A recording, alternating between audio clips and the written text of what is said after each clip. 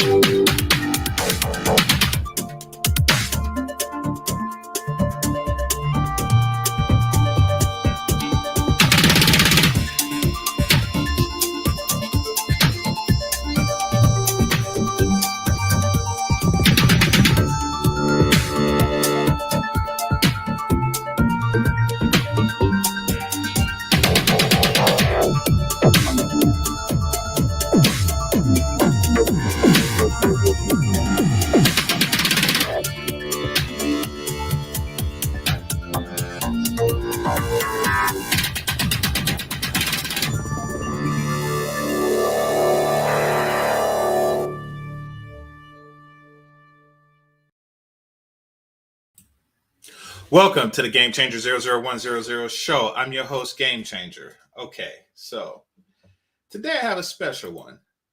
Special because I did more prep time on it than I'm used to.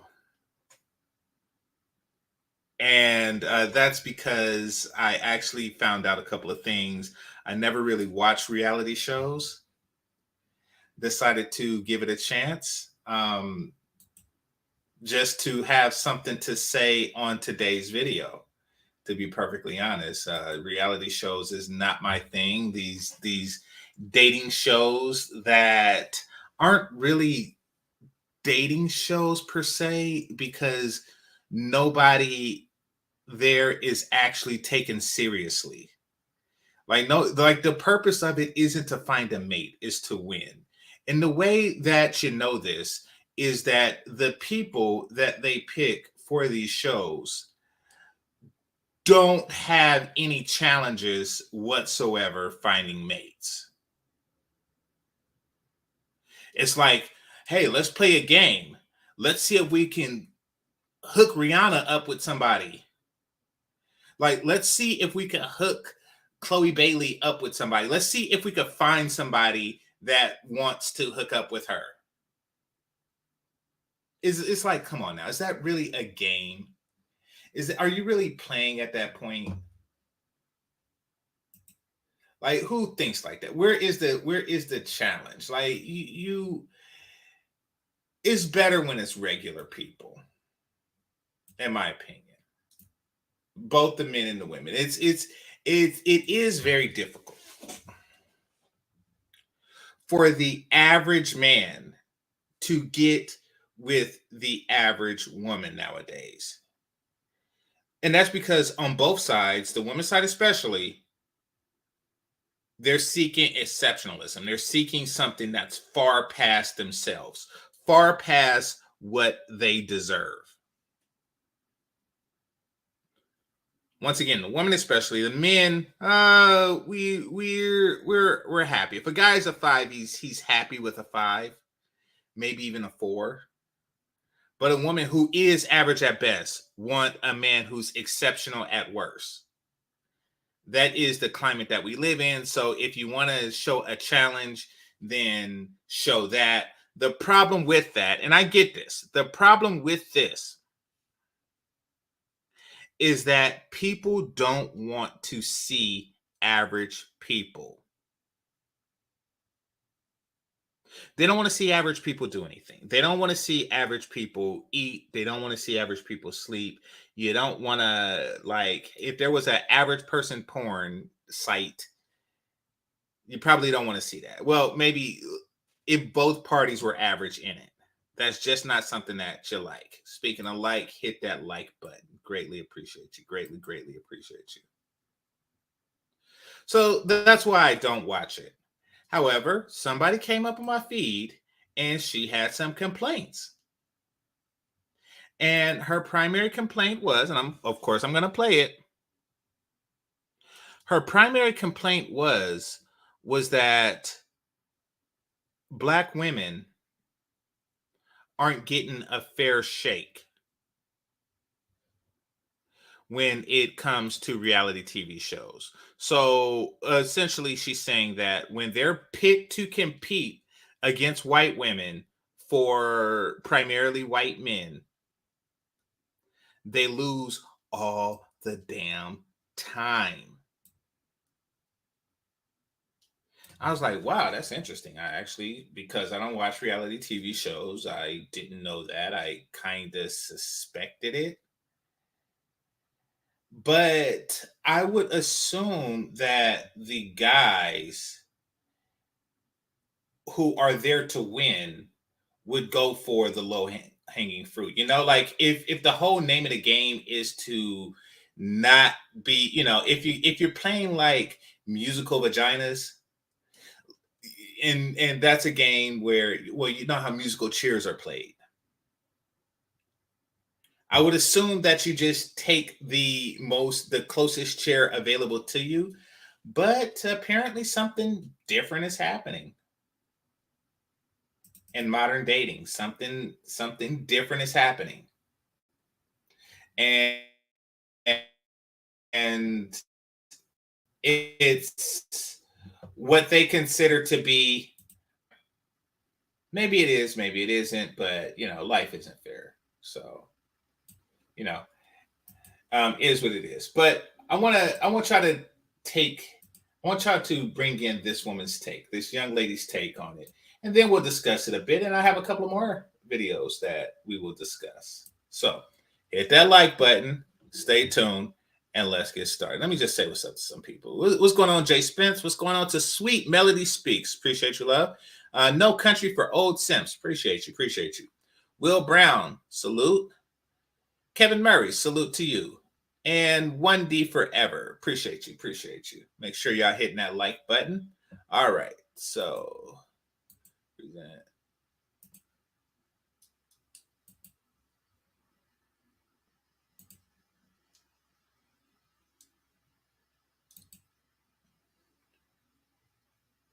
okay.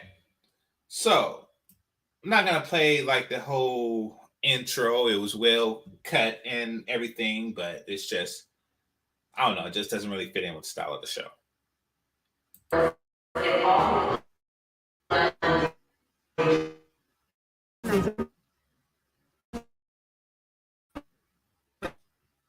The black.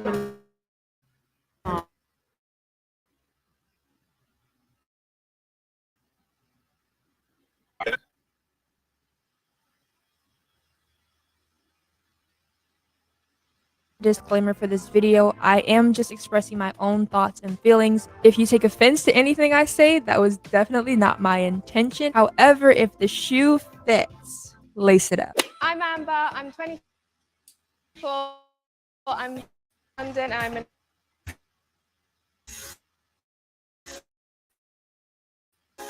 date, so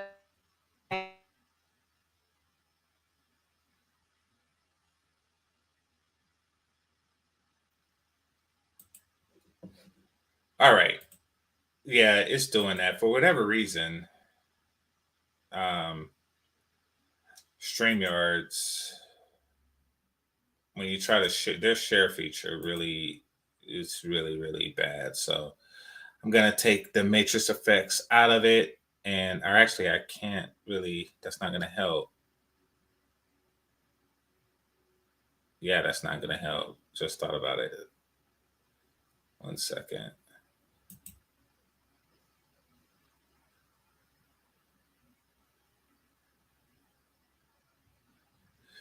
Yeah, that's not gonna help. So we'll power through it.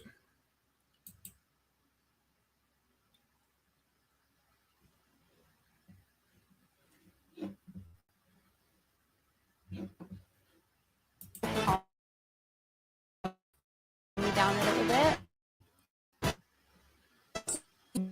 bit. Was a new dating show called Perfect Match. You've probably heard of it by now. There's a show called Love Island that after contestants up, they perceive to be their perfect match. There's 10 of us, and we all couple up.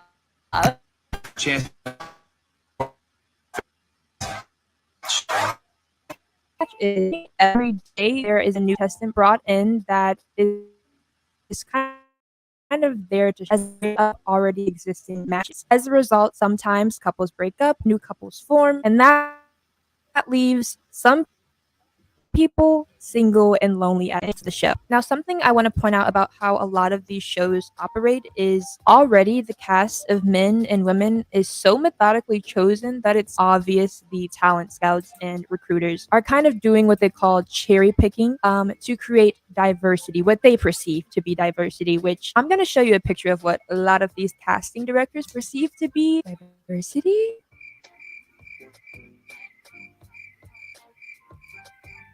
So really, on all of these shows, talent scouts and recruiters have this clear and concise. Okay. So far, the definition of diversity. That is what diversity is, unfortunately. When you're only 13% of the population, don't be 13% of a population, but expect them to make a show where it's 50-50.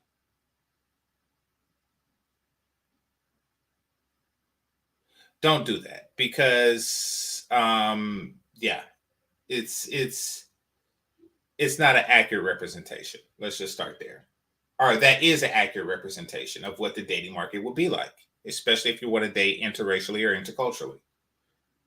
Race ratio of which they will just not operate out of. Now, that race ratio, meaning the number of white female contestants, say, to women of color contestants, tends to lean more in favor always of the white female contestants. I'm also not attempting to make up facts here. I'm simply just drawing a conclusion from the various different dating shows I've watched over a decade now. Which leads me into my first real point in this video, is that these shows were not created for us to begin with. To help me illustrate this to you in your mind, let's take a journey back to the earliest dating show there ever was, because I think it's important for context in how dating shows were literally created for white women by white men. And I know that sounds like a loaded statement, but follow me, of course. Keeping her isolated off stage in a soundproof room.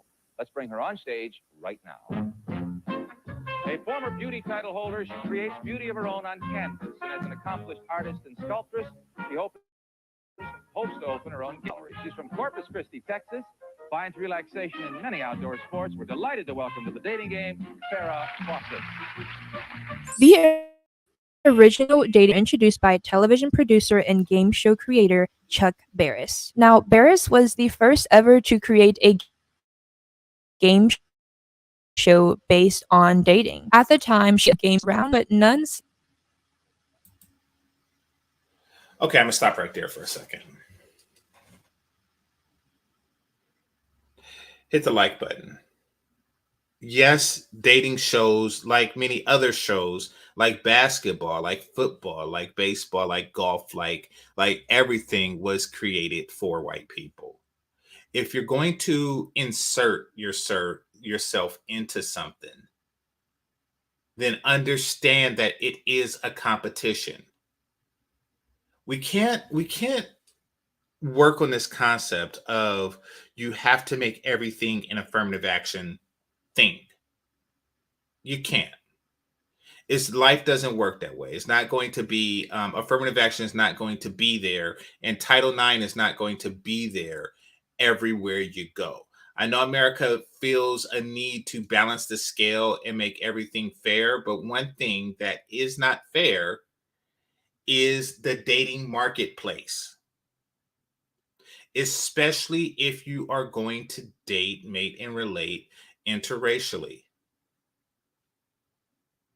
It's not.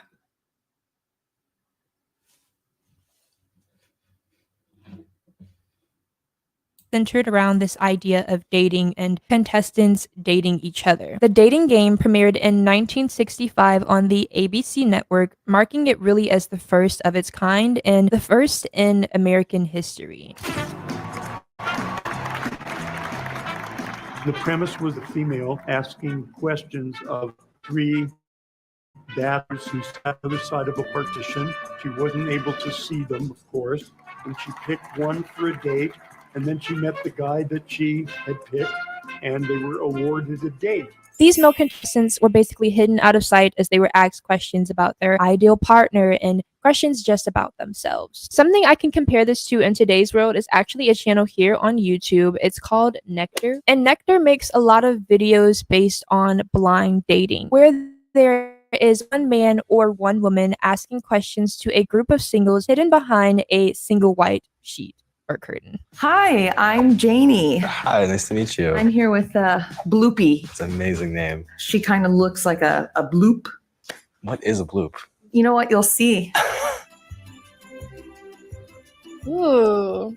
Okay. In the end, they can't really go off a person's looks, so all they can go off is chemistry, basically, from how the person answered their questions and if they connected based on that. And that is exactly how the dating game operated. Now, it's no secret that The Dating Game, a show created by a white man with white talent scouts on a white-owned TV network in the controversial era of the 1960s. Civil rights movement, ring a bell, anyone? It's no secret, basically, that the dating game featured primarily white contestants. Now, I really searched long and hard to find the presence of any black people on the show, and specifically black women. But I only really found 3 instances, and this isn't to say that the show didn't see more black people than the 3 instances that I found, but that just kind of Okay. I want to move past this, and I sent the email to the young lady here, and she's welcome to come up if she's there. I also included the link. Here's what I don't like about what she's doing. Yes, the dating show was obviously made, and I don't think that white people was like, oh, yes, no blacks allowed in this. I think that they were just like, this is a show that we're going to make. If we're going to make a show that could apply to any race of people, we're going to do it with the largest demographic, period. And that's with anything. So it's nothing personal. And they did throw in some black episodes, even as you admitted. It's not that big a deal because what she's saying here is that dating is for white people. Like this style of dating, courting, et cetera, et cetera, et cetera, is for white people.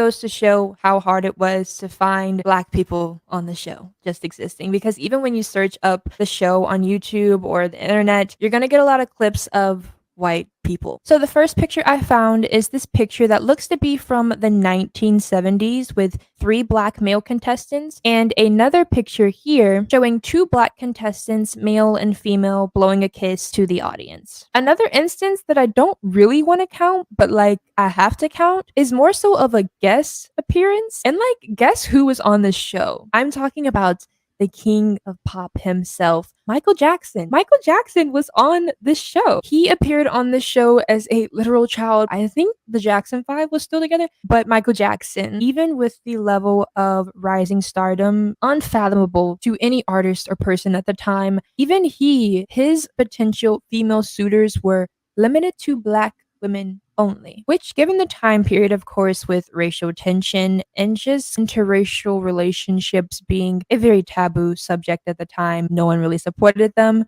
That all leads me to say that black contestants were brought on only to date each other. Are you following me here? Or, well, really the same argument could say that white contestants were brought on only to date each other. Or people just, including Michael Jackson, just have a preference for their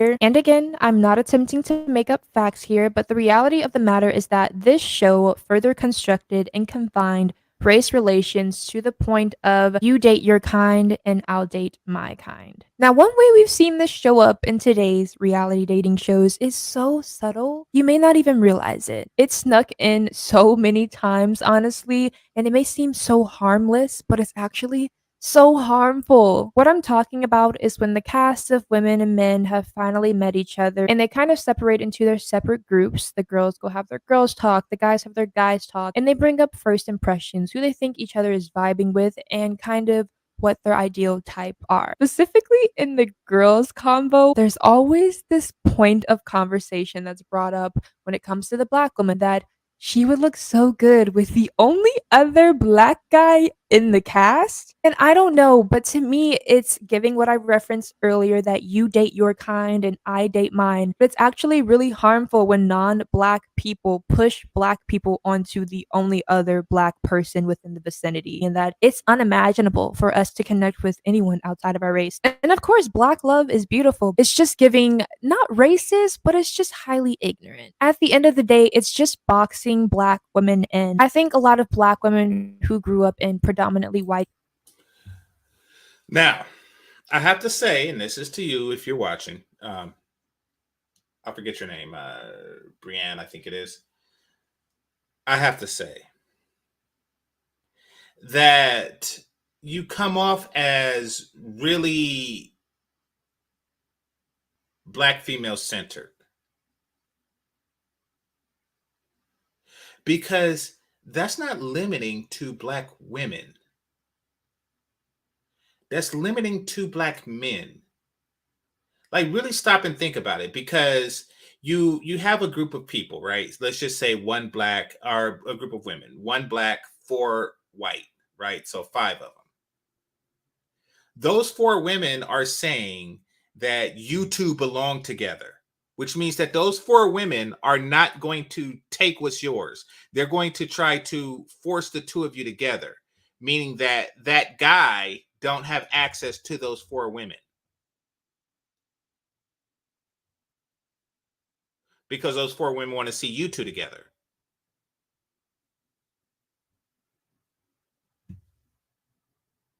Areas and attended PWIs, predominantly white institutions, and their friend groups full of white girls. They would attest to how their white female friends kind of line them up or match them up with the only other Black guy in the school, or one of the few very Black guys in the school. Do you see what I'm saying? It's just boxing Black women in, and I don't think that's fair. It's just one of those things you have to experience as a Black woman yourself to really weigh in on Black women experiences. Now, I touched on this earlier.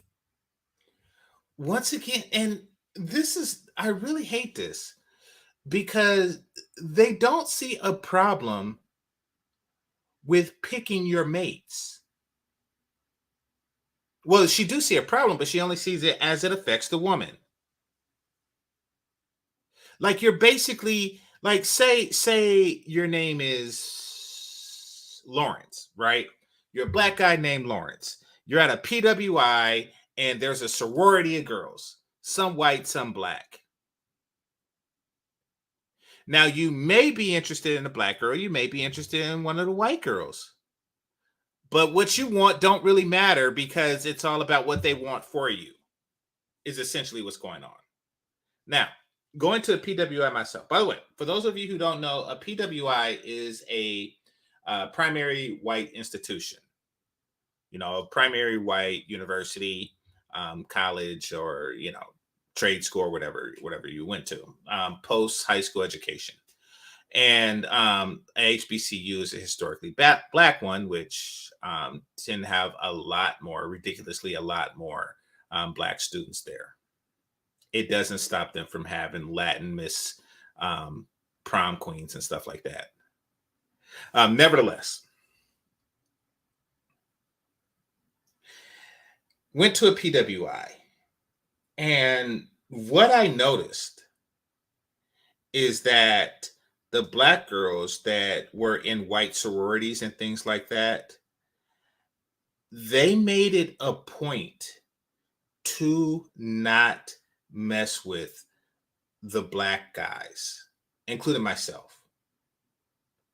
Many of them made it a point not to, even if the Black guy was the first choice of the white chicks that they are trying to emulate. And it was in university that I come to realize that, you know something, this chick wants to be culturally white, and there's nothing really wrong with that at all. So this isn't me shaming her or anything like that. This is just me noticing her. She wants to fit into white society. She's like the Little Mermaid, who wants to fit into human society. I wish I can be a part of your world is the name of that song. You know, if you really watch the cartoon Little Mermaid, I don't know what this new live action movie is like, but, you know, it seems like Ariel was more concerned with the human world, not really the guy that she was into. He could have been anybody, but he was the gateway into the human world. So what these Black chicks, hit the like button, at these PWIs in these white sororities, or these primarily white social circles that they are in, what they want is really they need a gateway into the white world. Now, the white chicks already are in the white world, so they if they want some BBC, then they go for the BBC. You know, if they want a pretty ghetto boy, then they get a pretty ghetto boy. You know, it's that kind of weird. And truth be told, I've always went after that type. And by that type, like the Lisa Turtle type. If you was to put me in Bayside High and I had to go after one, it would be Lisa Turtle.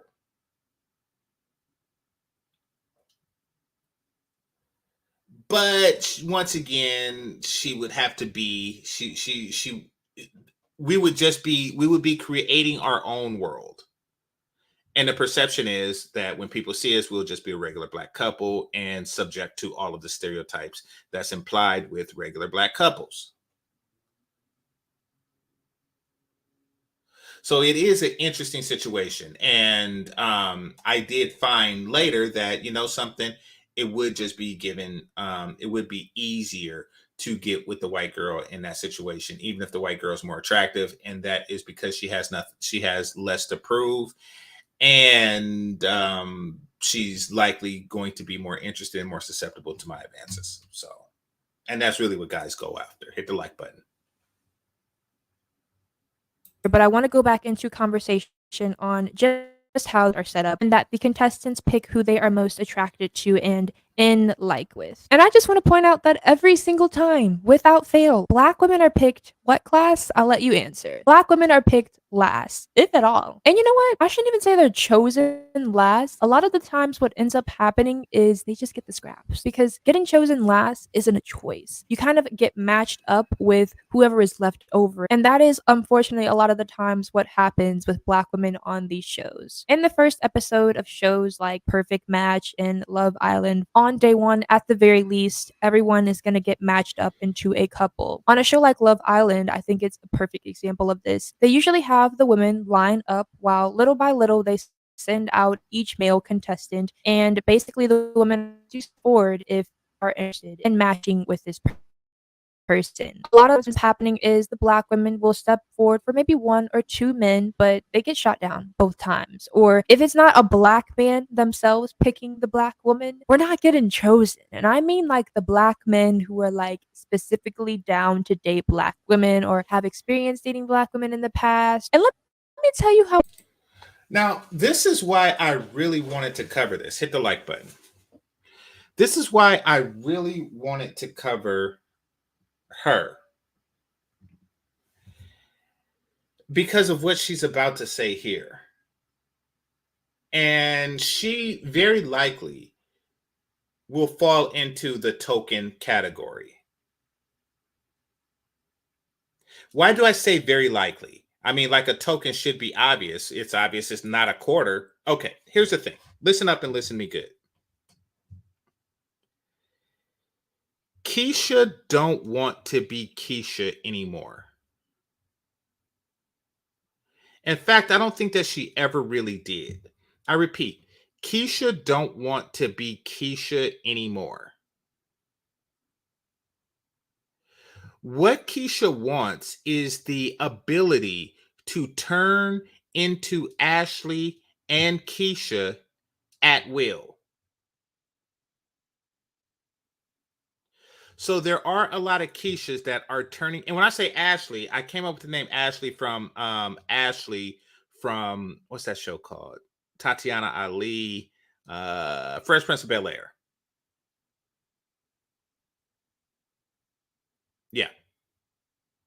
She was one of my mini crushes when I was. In fact, let's go through the list for a second. There was Ashley Banks. There was Rudy Huxtable. Not as much as Ashley Banks, but Rudy Huxtable can get it. There was Cherry from Punky Brewster. She could get it. There was Myra from Family Matters, Steve Urkel's girl. Oh, she definitely can get it. And believe it or not, and this is going to sound strange, but because the shows were in syndication, somebody said Rudy was better. I'll time you out. You say some crap like that. Anyway, And maybe because the shows were in syndication, or it was because the shows were in syndication. I thought that they were my age. And that is Tootie from Facts of Life, who's older. Kim Fields is significantly older than me, unlike the other mentioned women. But I didn't know that because they played her, they showed her as my age, and she just was skating all over the place. So there was her, and this last one is a shocker because I also thought she was my age.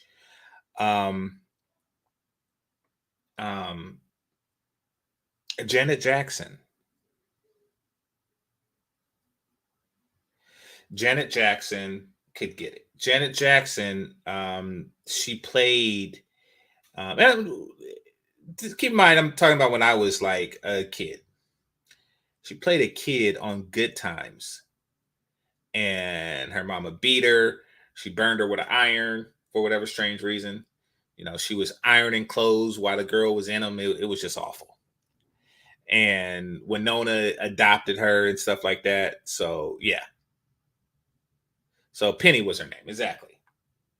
So that's my list. That's my short list of when I was an adolescent, when I was just a little niggero. Almost all of these girls were token somehow.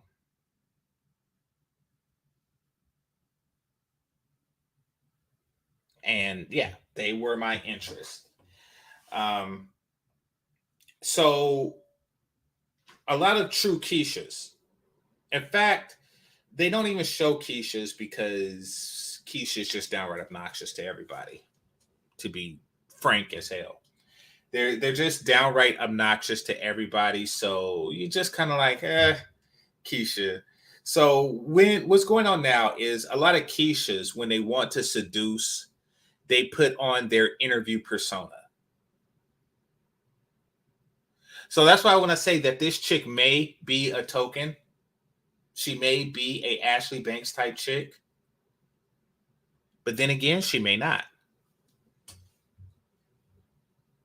know a black man or a man of any race, for instance, has not dated black women in their past, or black women are not their typical type. And to illustrate this, I want you to watch this clip right here. I'm going to play it. Sorry to interrupt this. Okay.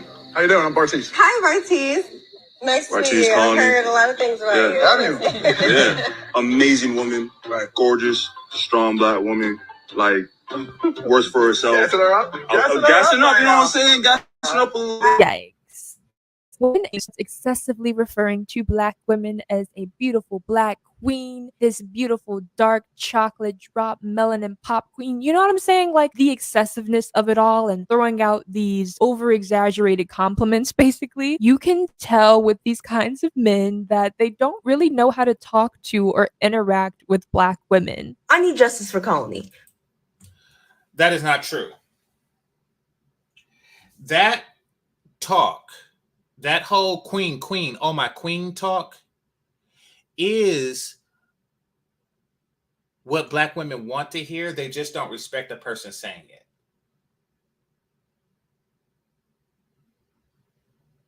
It's what they want to hear. It's the only thing that makes them feel secure.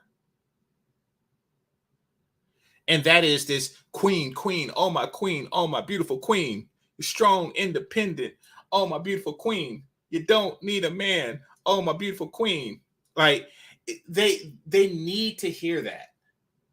And she's going to touch on why in a moment. In a quick second, she's going to touch on why they need to hear that.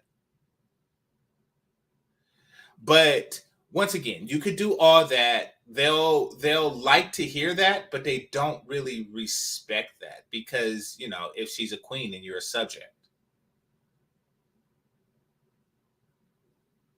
But then again, with those type of women who deify themselves, they don't respect anybody because they have that deity mentality. But no, it is prevalent. Because number one, the way that Dom looked at her the second he came down them stairs, what was the black sis? Like, he's never talked like that. And then gets back to the house and immediately passes her to the homie. Like, are No words. The interaction is just suddenly awkward.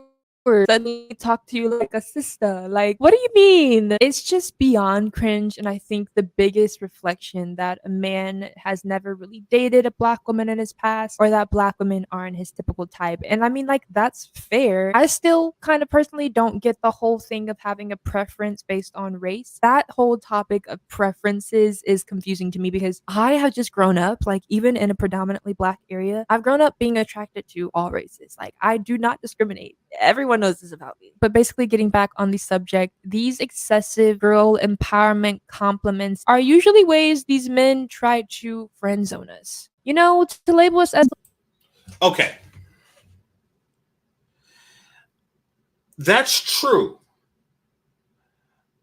But it's true for like the 1% guy, which is who they bring on the shows. Okay, these shows are 6-pack minimum shows. Now that needs no definition what a 6-pack minimum show is. You can't go in there with 2-packs. Rest in peace, Tupac. You can't go in with 2-packs. You can't go in with 4. You can't go in with 5. It is a 6-pack minimum show.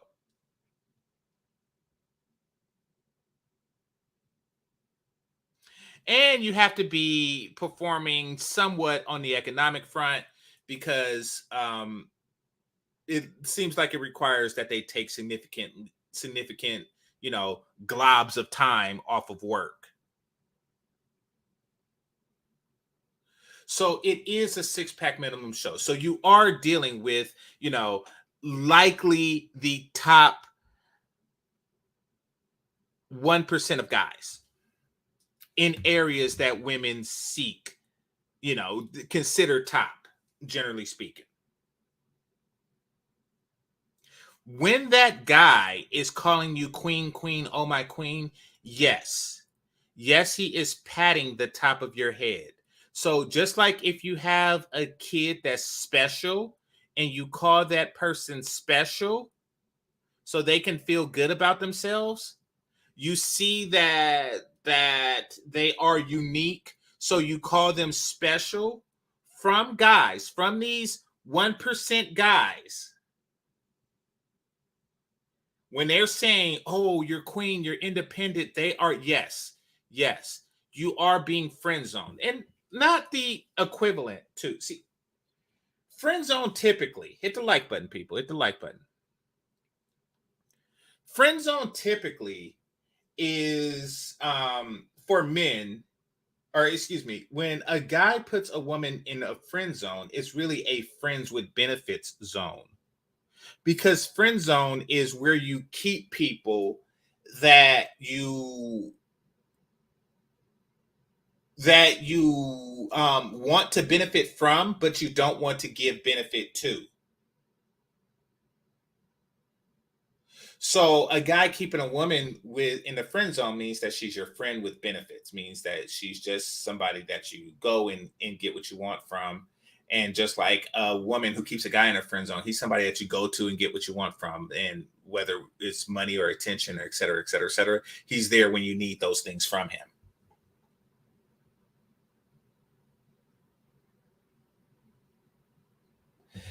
Now, what she's describing is a different type of friend zone for women, because this is a guy who is just being polite to you.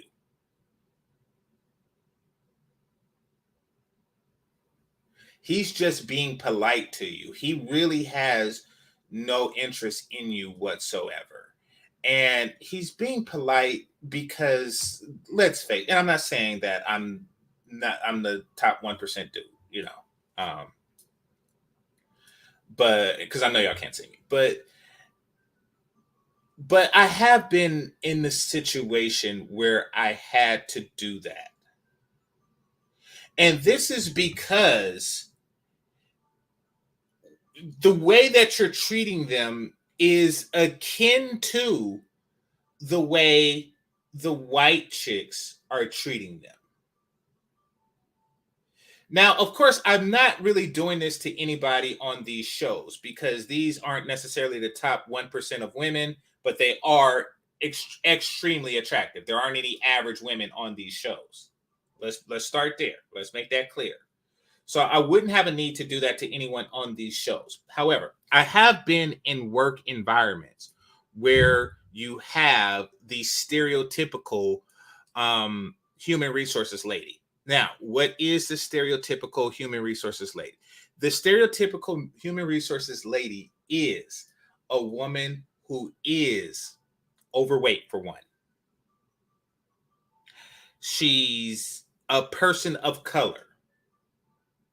She is, of course, a woman. And this is because if you are going to discuss something like sexual harassment, et cetera, et cetera, et cetera, it's best to do it, or discrimination, since it's best to have a person like that in that particular position. So the company can't say, like, yes, the white guys in this companies is being racist, and then you go and it's another white guy there, So if you ever sue the company, you could just say, like, look, we have this black human resources woman who's overweight here, and she's the one that takes care of all race and gender related issues. So, how bad are we? So you have that type of person there. And that type of person would get the queen, oh my queen, the whole gambit, the whole I'm special treatment, because you don't want to come off as a jerk to the white women that you actually are interested in. And in my case, the Indian women who you actually are interested in.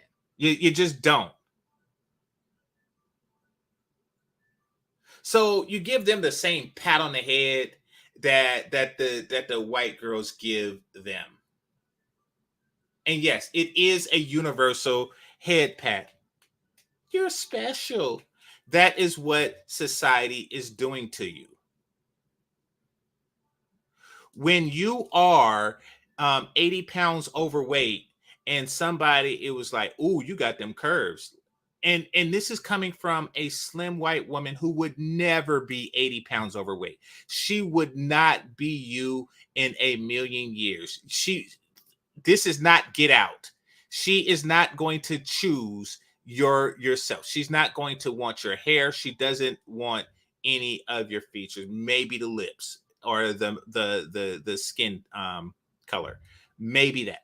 Outside of that, she don't want any of your features. However, she is placating you. She is encouraging you. She's encouraging your attitude. She's encouraging your weight. She's encouraging each and every single aspect of you because she's being polite. And she is comfortable in you being comfortable in that position.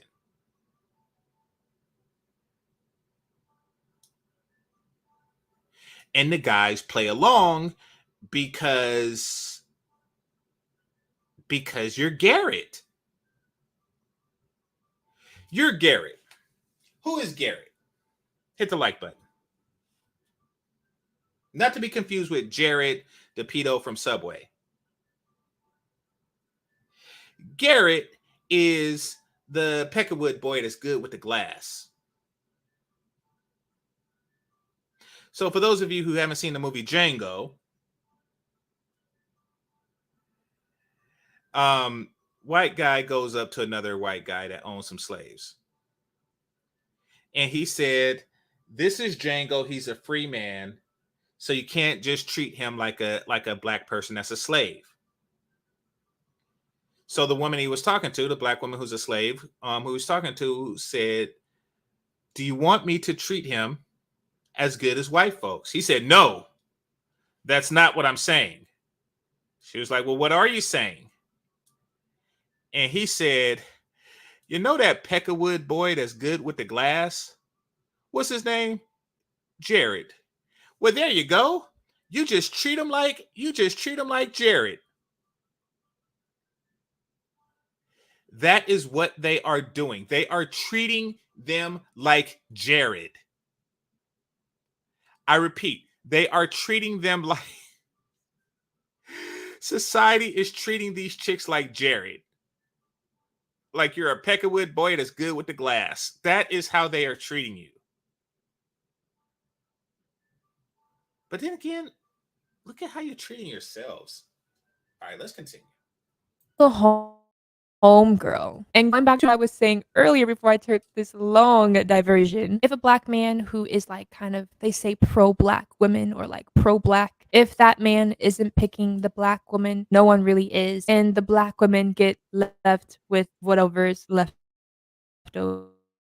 Which already there's no romantic connection. Maybe say the black woman is feeling this man, but this man isn't feeling her. And like I said, he's like referring to her as the home girl. He's quickly friend zoning her before they even really get to know each other. And quite frankly, if these black women aren't matched up with a man who won't abandon them for the next white girl or the next exotic looking girl that walks in. How'd it go with you and your milkshakes? No, yeah, it went well though. You know, it was definitely super fun. You know, getting to know her, and you know, new faces in the villa are always.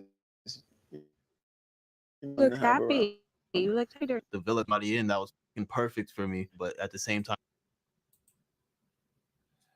This is a very, very, very nice looking white girl. This is. Now, you all know that I am a fan of the inner boob. In fact, outside of the nipple itself, the inside boob is my favorite part. So she is wearing whatever it is she got on. Like, looks like she's just something like a bra. Like she just walk around with a bra, like, you know. But no matter what, she does got it going on. Now, I'm going to say this. me and Serenity have. I would say that these two women are equally attractive, face-wise and even body-wise. I'm going to say that,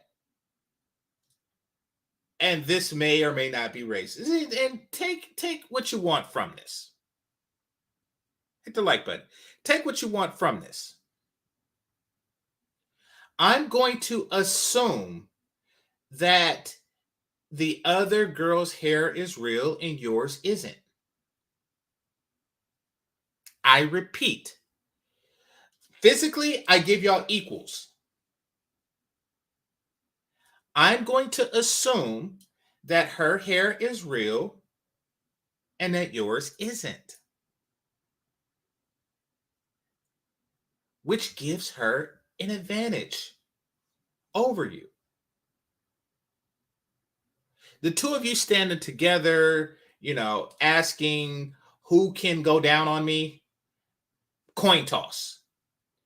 And you would win because I do have a preference for a black woman, particularly dark-skinned black women.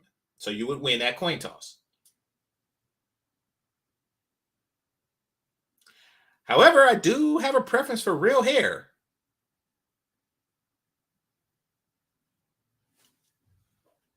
So you would probably lose. Something solid, you know, forming, and I can potentially put our relationship in jeopardy by leaning towards this new girl. That is the role, the primary role we see these black women taking on in these shows. They become. And the cool part is like, take this chick's hair. It's nice. Like, it's obviously natural. So, like, y'all could compete if y'all did the natural stuff. I'm the home girl. The person their match can come and vent to instead of connect with romantically. And I just think that's very humiliating. It shows just how much black women are overlooked. They aren't really given a fair shake to begin with. No one really gives the. Yes, you are. Yes, you are. You are, not only are you given a fair shake, you are given a far fairer shake than anybody that has ever existed ever. Point blank, period. You're given a far fairer shake than anybody that has ever existed, period. The fact that you're on that show is your shake. Like, where are the Asian women? Where are the Latina women? You are given an extremely fair shake just by being there. See, if you're gonna be Jackie Robinson, if you're gonna be Jack Johnson, what's his name? That Olympian that beat that white boy in Germany, in Nazi Germany. It's like, listen, they'll give you a shake, but you gotta knock them out. You got to knock them out, Black women. And unfortunately, you are not doing that. Jesse Owens, thank you. Thank you, Jesse Owens. You got to knock them out. They're like, listen, we'll fly you to Nazi Germany, swastikas everywhere.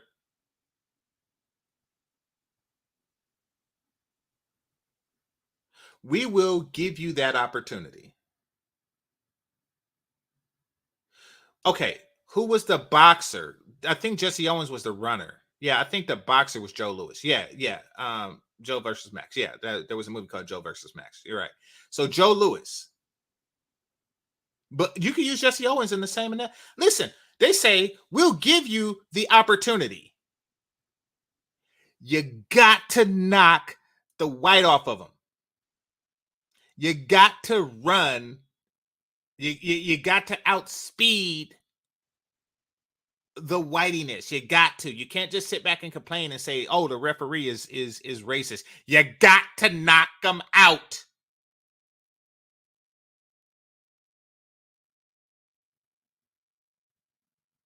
They are giving you the opportunity. Knock these white girls out.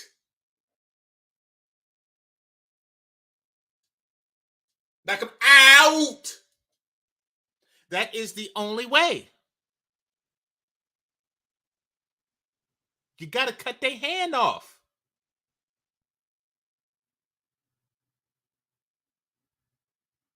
I am not afraid. Oh, you will be. You got to Luke Skywalker their hand off. You think that this is a game? You think your Sunday best is what you show up in? Nope. Nope. Knock them out. You got to Vanessa Williams these chicks. You got to knock them out.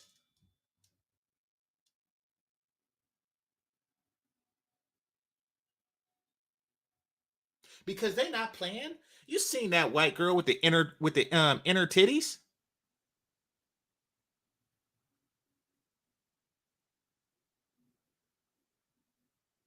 You seen that? Oh, it's not fair. She got inside. She got look at her eyes. Knock them out, or don't compete.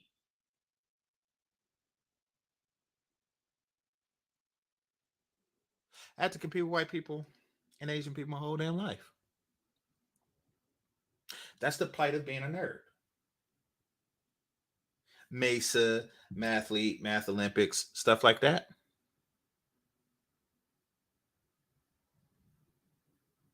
There's no magic there. Even chess club. There's no magic there. They can be beaten. But you got to knock them out. Black woman, the dummy. No one gives her the chance. And you're not going to do that with their hair sewed in your head. to connect. No one will pursue black women, and that's just point blank, period. The proof is in the pudding, quite literally. Go and watch these shows. Watch the black woman's story unfold on these shows, and you will see exactly what I mean. I just want to see a change in these shows, and that's asking for a lot, I know. Or that black women just stop going on these shows. At this point, it's humiliating. It's humiliating. No, I'm not black women. I'm not saying don't go on the shows. Just like I'm not going to tell black men not to play golf. Shout out to Tiger Woods. I'm not going to say that. But I am going to say, if you're going to go. Represent. Like the Negroes of old. Represent.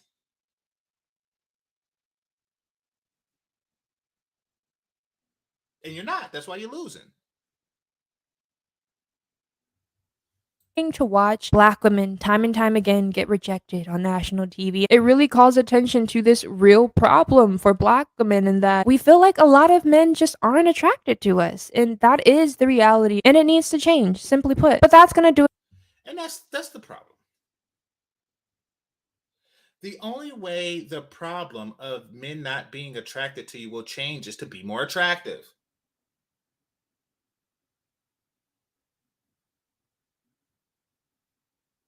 Sexier, hotter, sexier, hotter, cuter, sexier, hotter, cuter, sexier, hotter. That is how you need to walk around with that in your brain all the time. I need your legs waxier. I need your hair betterer.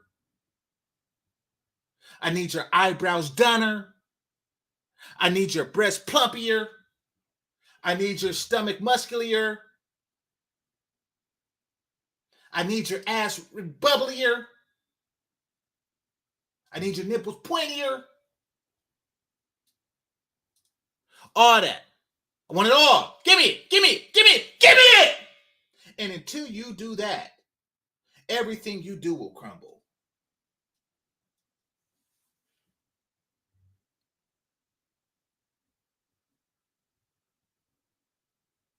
Exactly.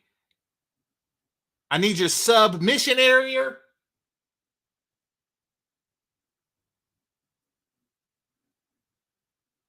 Nobody gonna give this to you. Penis.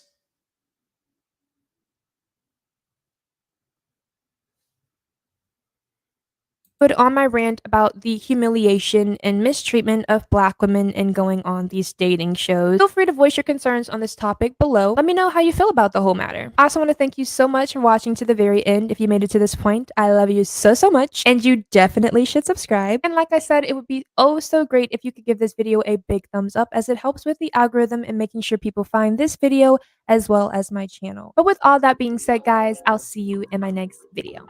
Bye!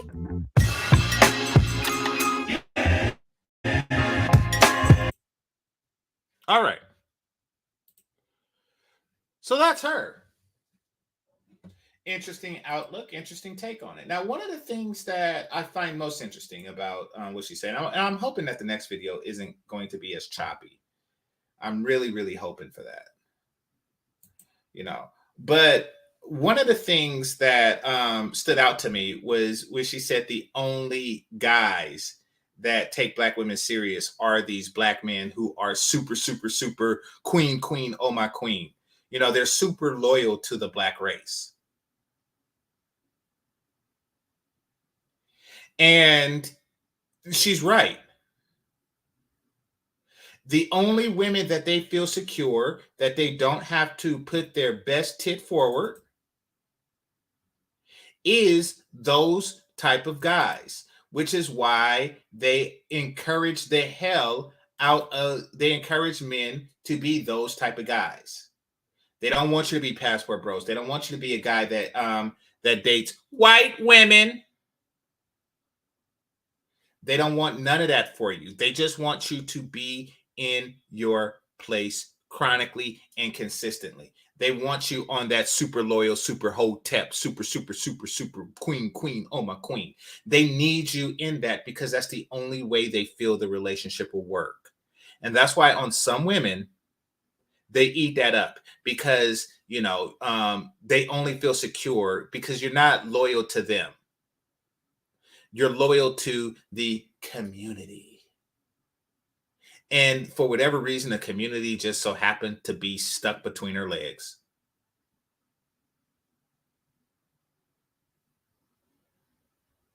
It's a constant and consistent way to keep you in a situation where they don't have to compete.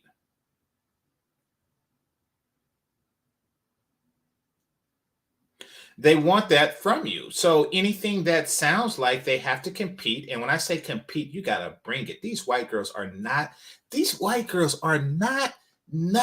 are not playing. They are not playing.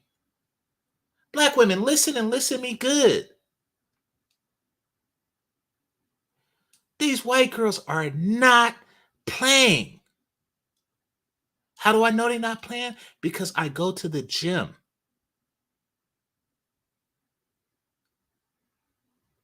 They are not playing with you.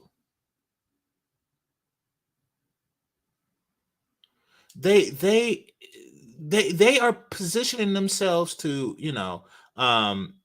say if they want your man, they got him. And you can have them when I'm good and done with them. That is what they are saying. That is what they are saying with every little step they take, when and every time they and I never on the treadmill because do incline. Are you kidding me? No. Be happy I'm on the damn treadmill because I hate it. Every time these white girls be putting the incline up, they are not playing.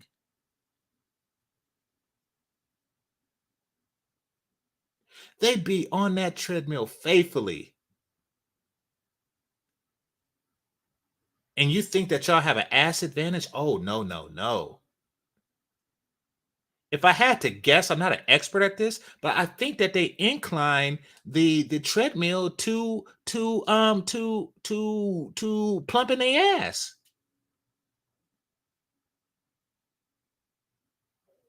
They are not playing. So if you're gonna bring it.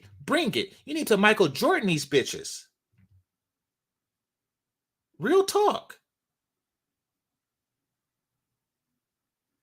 Because nobody, they Cobra Kai. Nobody's gonna have any mercy. Yeah, the stair stepper. Now, for good reason, the gym I go to, the stair stepper is behind me. Because it's high and like I wouldn't be able to see the TV or anything else. If it was in front.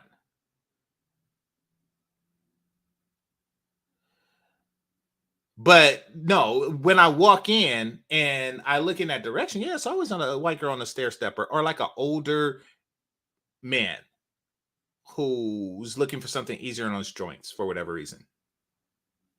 Nevertheless, they are not playing. They are not, and you can't be playing.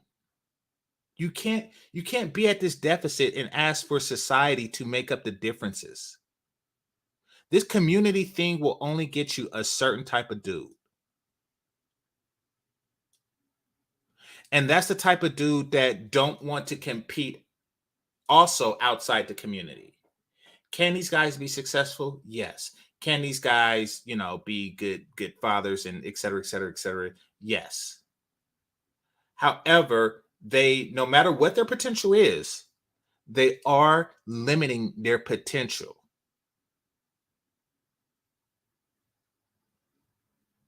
And if you're not willing to outwork a Mexican, outcalculus an Asian, and outlead a white boy, then you're afraid to compete.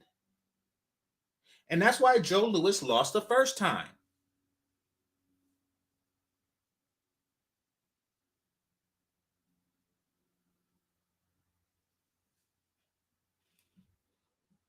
Now I'm gonna try something different. Give me a second when I play this one. Maybe it won't lag as much.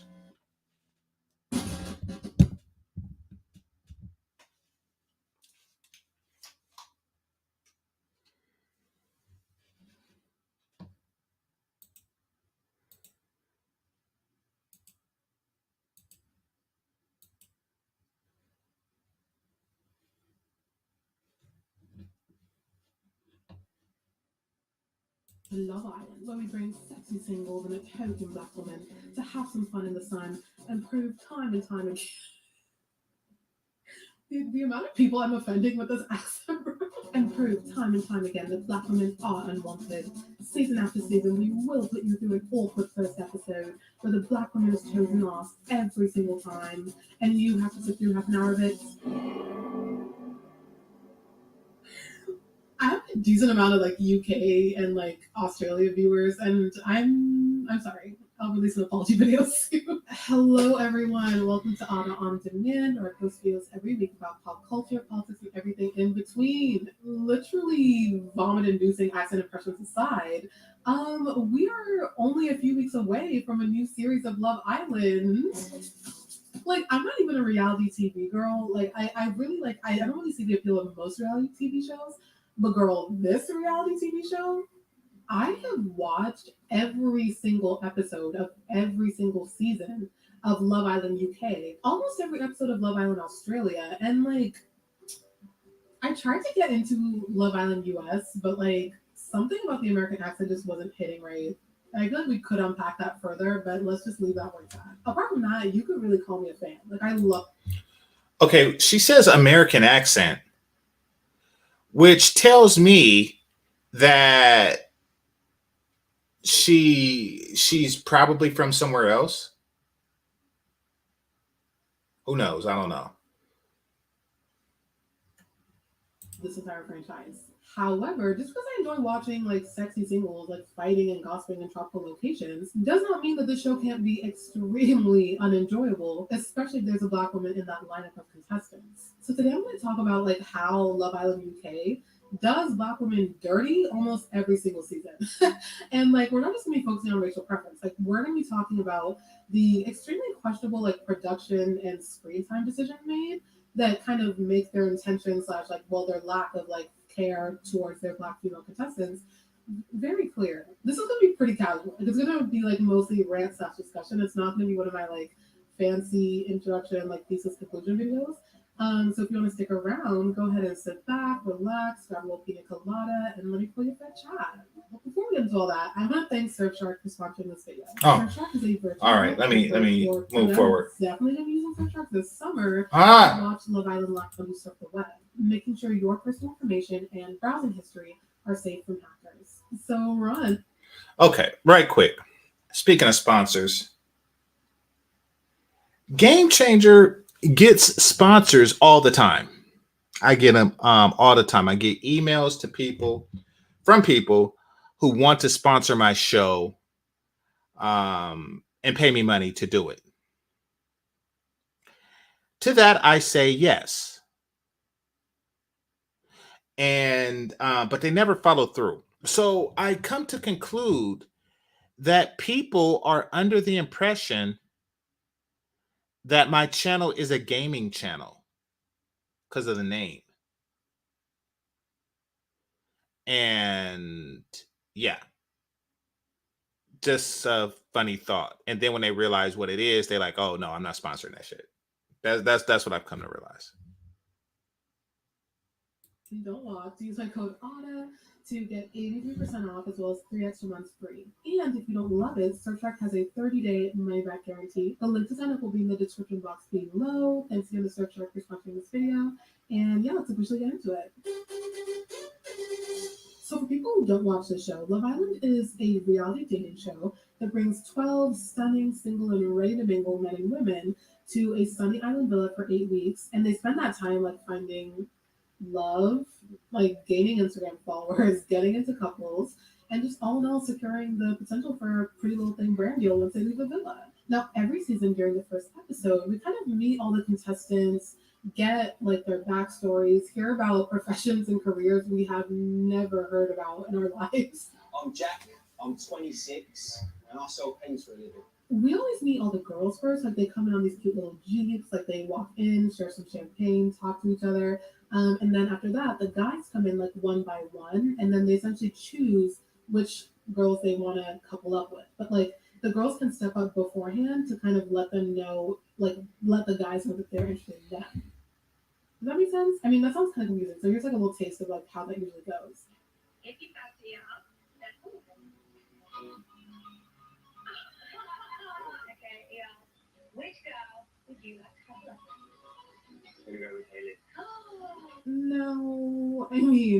If watching people line up to get chosen like solely based on their physical like appearance wasn't already extremely awkward, if you're a Black woman, you know the gut clenching, gut wrenching fear that runs through your.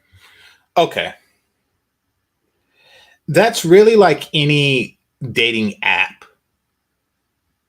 Getting chosen and not chosen solely based on your physical appearance is something that's just how dating apps work.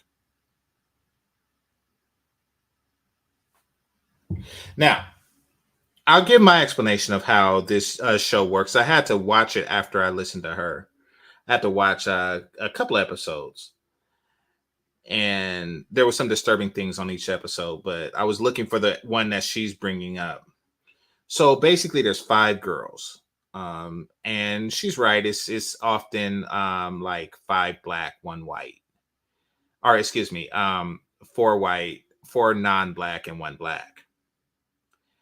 And a guy comes up, he gives his bio, he gives his intro to the audience. The women just sees the guy's physical appearance, and they're in a bikini, and he's shirtless, and he gets to pick any of the women there that he wants to be with. Now, they'll give him a hint by allowing the women to step forward to show that they are interested in this guy. But he don't have to pick the ones that step forward. He could pick any of the girls. And if he picks a girl, so say he picks a girl named Teresa, and he's standing there next to Teresa, another guy can come up and pick Teresa from you. And that's just the benefit of going last. And then you have to sit your ass back down and, hope to go back up later. But here's another interesting thing. Teresa, even if you pick her, if she see another guy she likes, she can step forward and kind of embarrass you and all that stuff. So, yeah, that's the way it works in a nutshell. Your body when one of the women in that lineup is a Black woman, because you know it's about to happen next. Like you know it's about to go down. Love Island UK has only like 6 seasons, and for 4 out of those 6 seasons, the last person standing, unchosen, unpicked, just standing there awkwardly, has been a person of color for 4 out of those 6 seasons. Which is really like at the end of the day, just like a preview into what the rest of their season is about to look like for those people. It's always like getting rejected, like just crying, probably like at some time during the show, just getting rejected, and they just get booted off like after a couple weeks. It was a challenge we did. It was like a kissing challenge. You had to guess who the note was about, and then kiss the person who you thought it was. And that was when I knew like this was going to be hard, because it's kind of like I didn't click with anyone romantically, and I didn't feel like anybody wanted to kiss me. So obviously doing a challenge like that, I found it really hard, because it was almost like that person that no one wanted, and just like literally standing in line like no one's going to kiss me, and then I have to kiss someone knowing that they probably didn't want me to kiss them as well. So it was just really awkward. And this isn't like exclusive to Love Island UK, like in the back. Yeah, so I did see the first episode, and like I said, I did more research on it. Hit the like button. I did more research on this than I did on most of my shows. So I actually watched episodes of Love Island, which I'm not a fan of, to bring this show to you.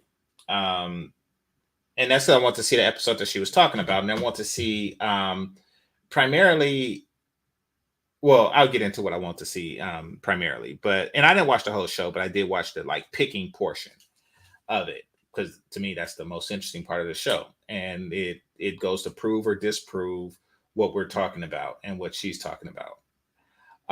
So I do remember her on the show. Great body, but when you stand her up to other women with great bodies, she wasn't well received. Much of the reason that she wasn't well received was her fault. She literally wasn't stepping forward enough. Now, here's what's interesting about the whole step forward process. Well, you got to see it in action before you really understand what I'm about to say. So I'll just wait for that. but that's partly what makes it her fault. And two guys actually picked women who were already with guys over her. So she did get the guy that didn't have any choice but to be with her.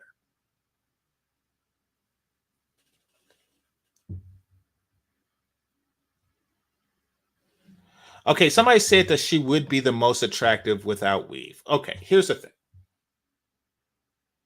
She is the most attractive in each and every other aspect of life. Like today, it's 7:36 a.m. today. However, if in my daily hustle and bustle, I were to see her, then she would be likely, extremely likely, be the most attractive woman that I have seen today. You know, like if I go get some coffee or something and I see her at the coffee, she would be the most attractive woman that I've seen today.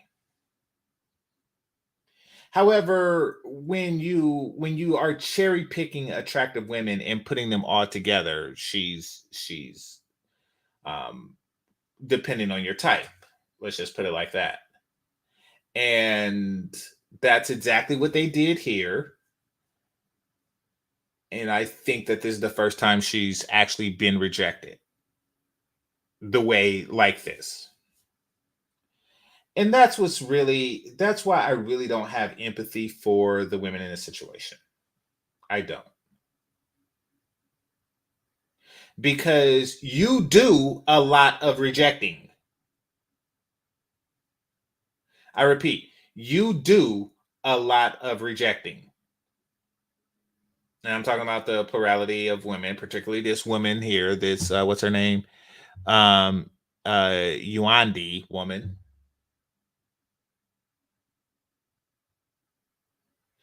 And now you're like, oh, I don't think that this guy would like me. Well, just go to the grocery store and kiss a guy and tell me if he's not gonna, be grateful.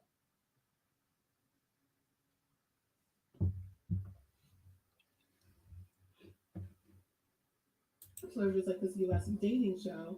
I don't think that a black woman rarely, if ever, has gotten the final rose. Like, comment down below if you're like a Bachelor fan, but like they're usually just like kicked off after like a couple episodes, like mysteriously. And just like how that black girl on The Bachelor is not getting a rose past episode 3, I feel like Love Island is kind of predictable in that way too. Like you just kind of like you expect these black women to kind of just go through cycles of rejection and just seeing them crying in the villa about like how like lonely they are and like no one wants them and like everyone they go for isn't attracted to them.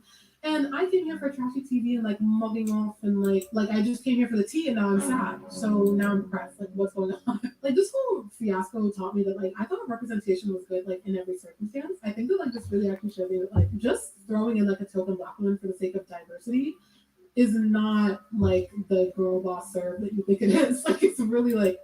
And that's the thing. It's not for the sake of diversity. It's an opportunity to compete.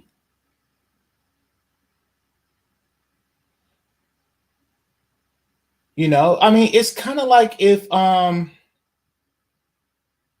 said his name before. The baseball number 42. Help me out, people. I don't know why it's escaping me right now. I feel like the lamest like Black history person alive. I do, but I'm a nerd, so I get a pass, and it's sports, so I get a pass. But help me out. Come on, 42.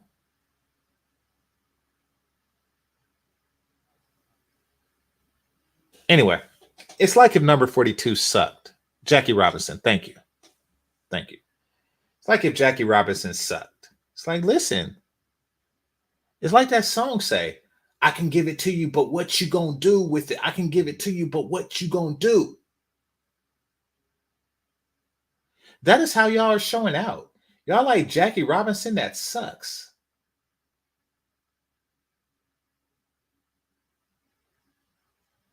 See if Kelly Stamps get picked last.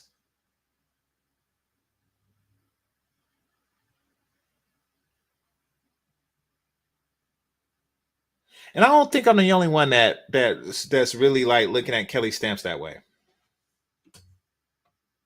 I think that you put Kelly Stamps up there with a bunch of these exoticals and white girls. She wouldn't come in last.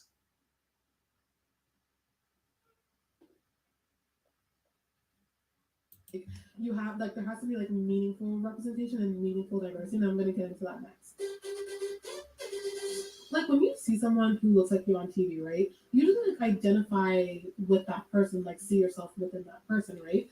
And usually, like 95% of the time, that's a good thing. Like we want more representation in like media and different spaces and stuff like that. Why do you see yourself in that person? And this isn't a shot at this particular woman here, this host here. But sharing a race with you and look like you is two different things.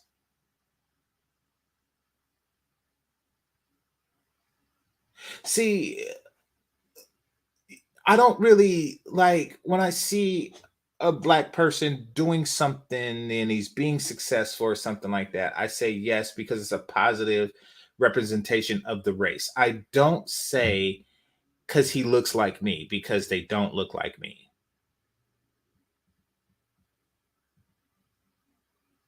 They just don't, especially if the guy like Tyson Bedford don't look like me. So I don't see his success in the modeling world and someone in the acting world as my particular success. I just see it as a positive representation for black men, a handsome representation of black men. That's what I see.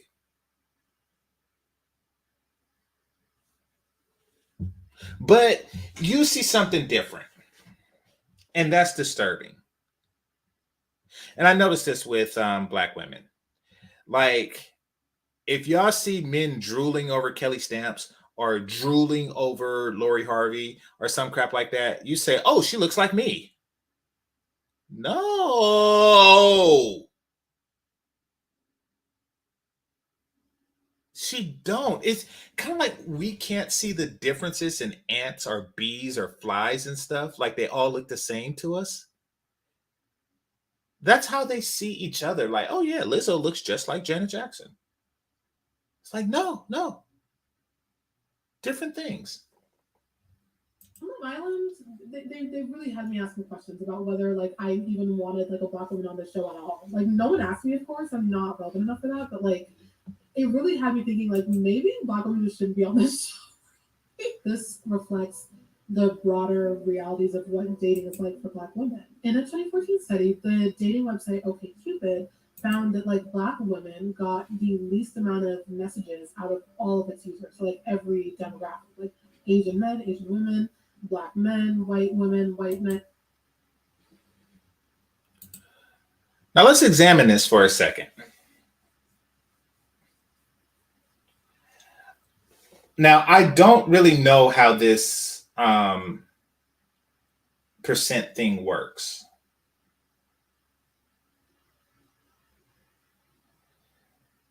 Because theoretically it should equal 100, and it's not doing that either way.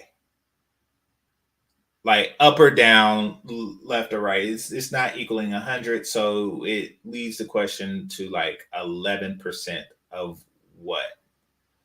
But then again, what I'm thinking, okay, this is how I suspect that it works. Let's just take Asian men, Asian women, for example. Asian men are giving Asian women a thumbs up 11% of the time.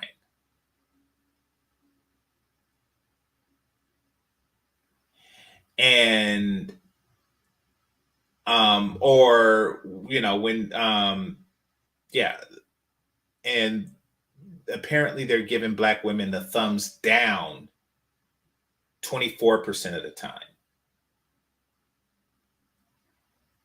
And then Latina and white women. Now, this is interesting because I thought Asian men had like a thing for white women. I did. I thought that they had a thing for them that was stronger than Latina and Asian women, to be perfectly frank. So this is insightful.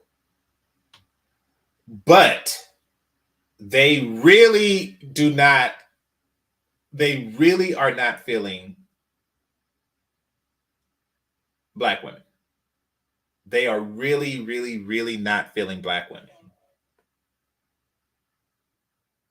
And that's kind of consistent. They're the only group of women with this red bar. And the only people that is giving them like a mercy pink is us. But it's still negative. So what this chart is saying is that we hate you the least.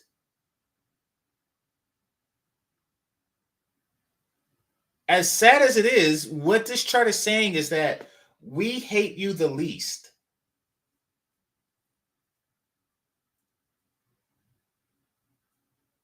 This is the saddest thing that could be displayed.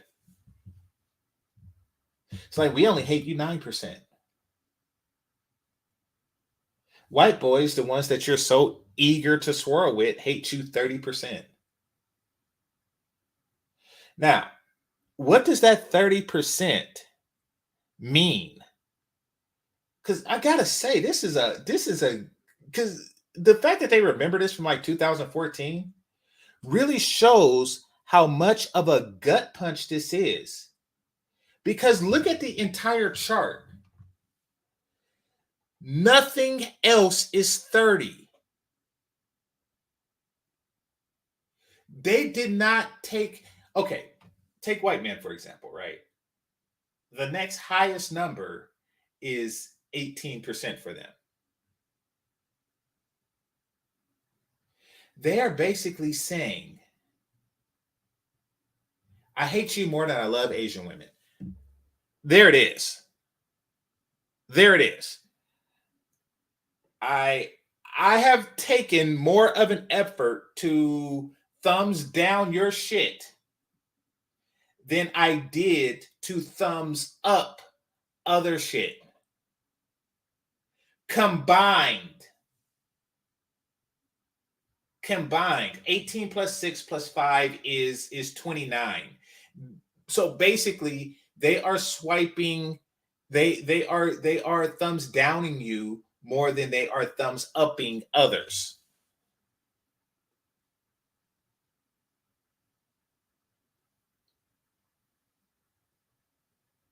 This is really, really, really bad. And that's because, and trust me, it's not racism. Well, it's racism, but it's a different type of racism. Let me be clear. It's because they are racing on that treadmill and you are not. They are racing you. They are competing. They are on the treadmill and you are at Kentucky Fried Chicken. And I'm not talking about the ones that are on the show.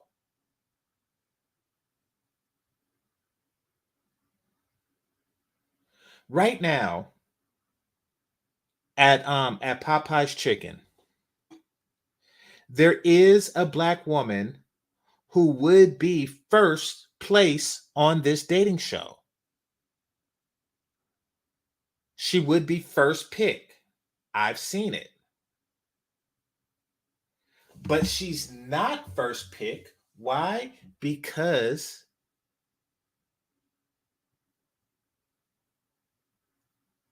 she's at Popeye's Chicken and Roscoe's Chicken and Church's Chicken and Kentucky Fried Chicken. Love that chicken at Popeyes.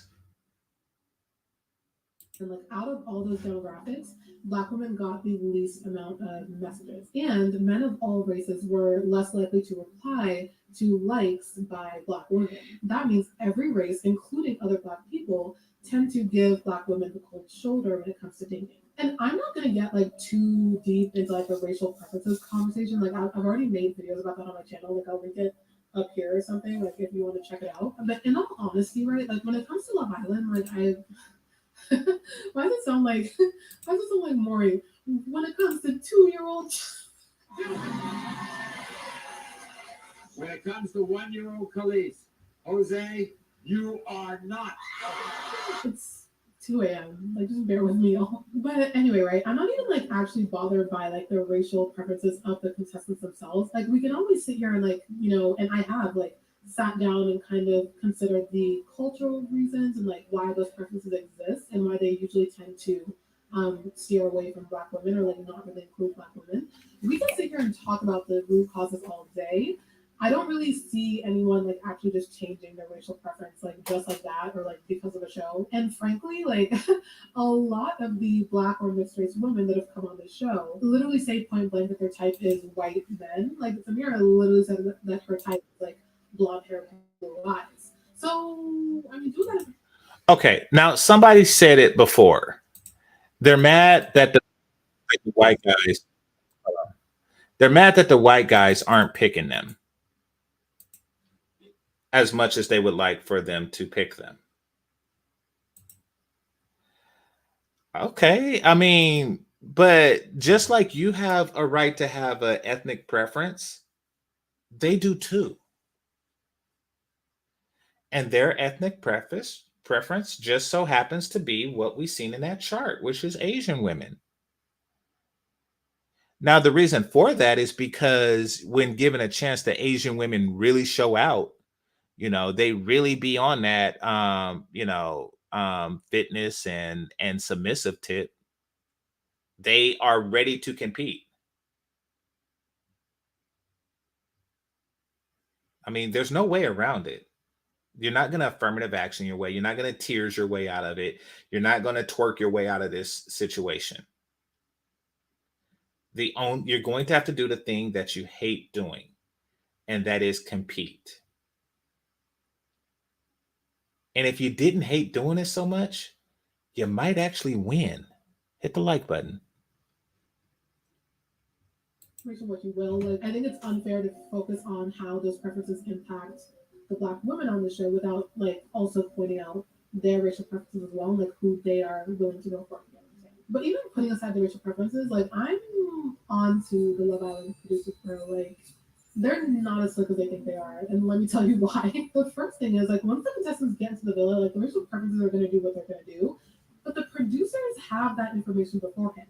Like the producers know exactly like who is whose type and like what type this person likes and what type that person likes and like what they look for in a partner, like what their past partners have looked like. That's all included in the interviews that like these contestants go through to even get on the show. So the producers have that information beforehand. And the reason why I know that is because like they use that information all the time when they decide on who to send into the villa as like a bombshell or like who to send to Casa Amor, for instance. And for the people who don't watch the show, just like make sure this point hits home, Casa Amor is essentially this thing where like it comes like about midway through the series, and like there's going to be like all these established couples and everyone's like fifi and then like boo-booing, and basically like they separate at that point, like they separate the men and the women, and then they send them to these like separate villas where there are literally like 6 more like completely new men and 6 completely new women, and they try their hardest to break up these. See, this is what I mean when I say, by the way, fortunately there's no big girls, but the guys, it's a 6-pack minimum, requirement for entry. Just is what it is. But yeah, it's the hair. Like, look at her body and everything. Like, I mean, she is like dead even with all these chicks, but the hair, I know it's a wig. And I'm sorry, you are not going to win anything. Well, I'm not going to say anything. There's only one thing you can actually compete at and win with a wig on, and that is the Supreme Court seat in like 1856. And even then, you had to be a white guy. You had to be a white lawyer with a powdered wig, outwigging the other wiggy people. Actually, I still think that they do that in Britain. Even black people. Yeah, I think that they still do that. I think they still got a goddamn wig on.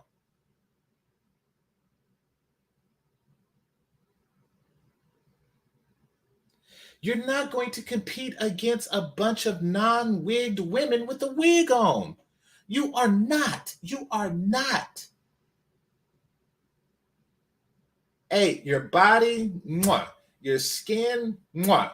Your teeth, mwah. Your cheekbones, mwah.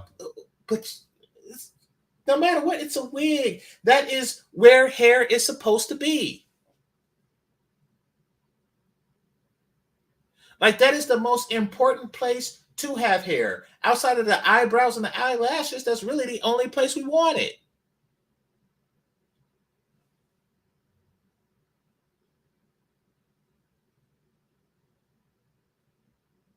Somebody said the British colonies did that. So that means that when America, after American Revolution, they took the wigs off. They was like, all right, now that we won this, it's time to get rid of this shit. Couples, but for the people they specifically select to put in Casa More, they select them because they're like, oh, like the people in Casa More are like, oh, I have my eye on Callum, or oh, I have my eye on Mike, or like, oh, I have my eye on this, that, and the third. Like, they are going into the villa specifically looking for contestants who are already in there. So they have, like, they could do that. They just never do for Black women. Like, it's like, they could do it. They choose not to. Like, before season 6, right? Like, I want someone to explain to me why these producers would continue sending Black women into villas full of men who literally said from interview to when they were standing at the villa that their type was like blonde hair, blue eyes. Like, riddle me that at this point. Like, what did they think was gonna happen? And as soon as the Black women get into like maybe like a solid relationship, like a cute little flirtationship, their screen time plummets. Like, it literally goes to next to nothing. For example, right, like throughout the entire, I think it was season 4, like during that season, right, all throughout we were shown like Samira being like a supportive little homegirl, like a shoulder to cry on, advice giver, like just like a lonely girl in the back. We saw endless clips of that. But as soon as she got into like a cute little like relationship or like something genuine, well, it didn't end up being that genuine, but like something like real with this dude named Sam, who's like a new contestant. Like, let the producers tell it, she wasn't even in the villa anymore. She literally disappeared. Like, or y'all remember Casa More? Like, I explained what that. Okay, I don't know what she's talking about, so I'll just defer to her expertise on this because I don't watch the show. I heard of it, of course, because I have Netflix and they advertise it heavy there, or they advertise shows like this heavy on Netflix, but I always ignored it. So you have to like watch it to know what she's talking about here. Maybe somebody in the chat room can help out with the explanation, but I don't know if they're giving less camera time or what, but yeah. Was right, but there was this one season. I forget which one. I think it was 5. There was a stunning Black woman named Jordan, who was like part of the Casa More like new contestants that was like sent inside 10. She is stunning. Credit where credit is due. She is stunning. Like, even her jewelry pattern is on point. Those eyebrows, hey, those lips. The bottom one is plumpier. I mean, the top one is plump, but the bottom one is plumpier. It's just like I like it. The cheekbones, yeah. Yeah. You know, she's not like over with the lashes, and she's pointy on the corner with the eyes and stuff. Yeah, good chin, collarbone. Yeah, yes. This is one attractive Black woman. If you're gonna bring it, bring it. This is one attractive Black woman. the existing couples, right? And she turned so many of the dudes' heads. Like she literally broke up an existing couple, like created tea with like the other like this other couple. It was really a mess. And I was rejoicing in my seat. I was like, that shows how sick you are. But see, that's my point. So stop calling stuff like this racist or racially biased or blah blah blah blah blah blah. Like, oh, this is it's just so unfair and Black Girl and affirmative action on BBC, et cetera, et cetera, et cetera. Miss me with that. No. If you're going to bring it, bring it. How come it's not playing? he wasn't even in the villa anymore. Hold on. He literally disappeared. Like, or y'all remember Casa More? Like I explained what that was. Right? Let me show you what I mean. Let me show you what I mean. There was a stunning Black woman named Jordan, who was like, she brings it, and y'all talking about. So basically, so this is proof. This is proof. She is the Jackie Robinson of Love Island. This is proof that when you bring it,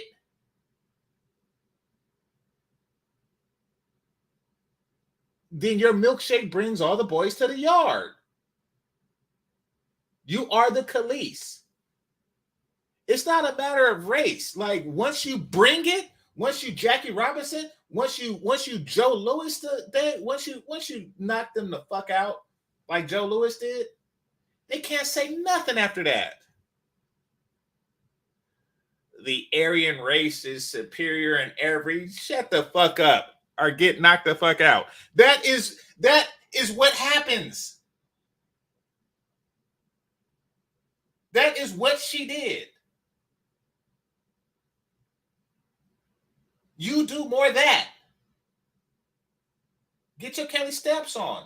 And then that is how you win stuff.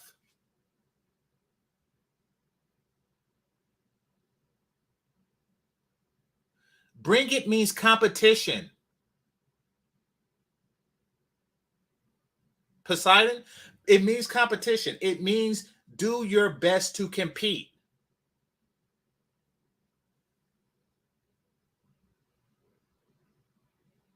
part of the Casa More like new contestants that was like sent in to like tempt the existing couples, right?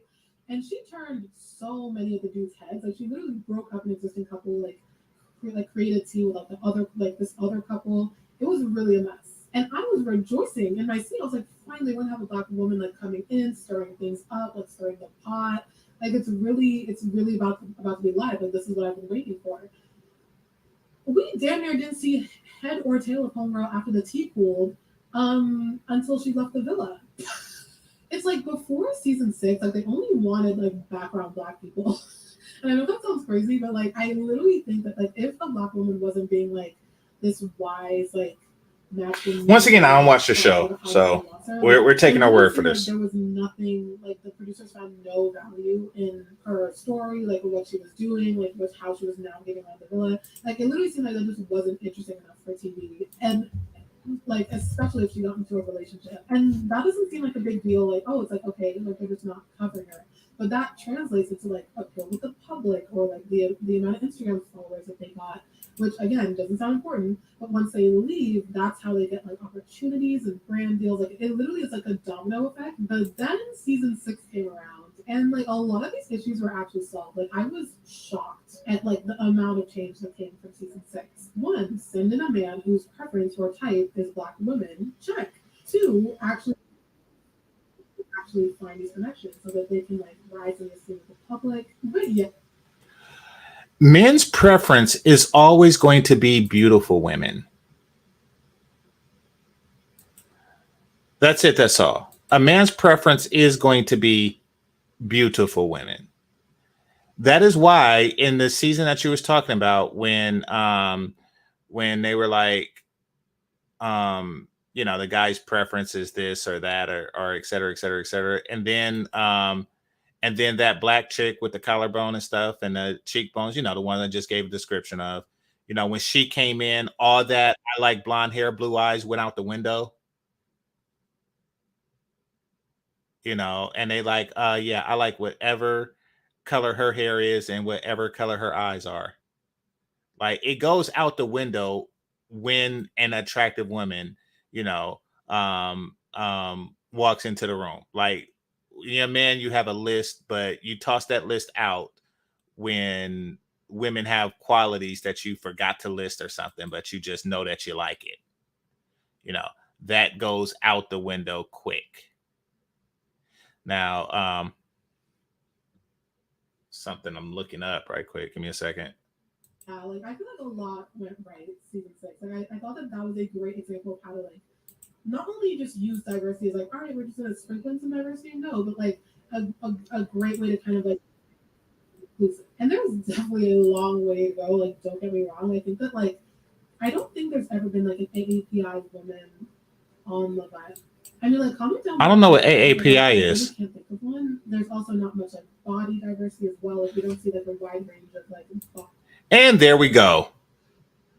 Body diversity. Body diversity.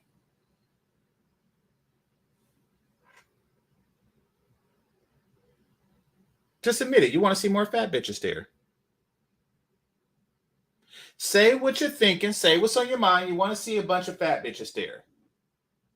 And then when they get there, you're going to complain that it's not enough, that the fat bitches aren't getting picked last. Oh, okay. Asian American Pacific Islanders. I hate you. And not you, Saint Seer. I hate people who try to get fancy names to crap. Just say Oriental. Stop trying to give fancy names to crap like that, okay? You want to know why you don't see them? Because they're married.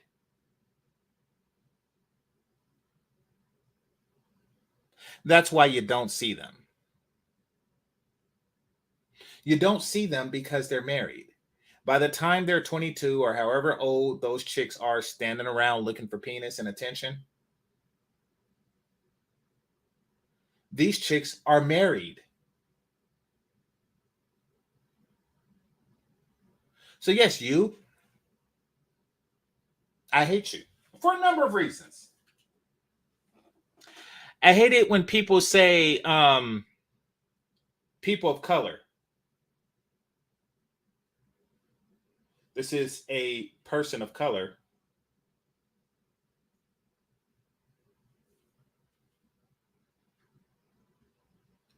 Black people who listen to me now, listen to me and listen to me good. If you call yourself and others person of color, you're stupid. You're stupid. Here's why you're stupid, and here's how you're stupid.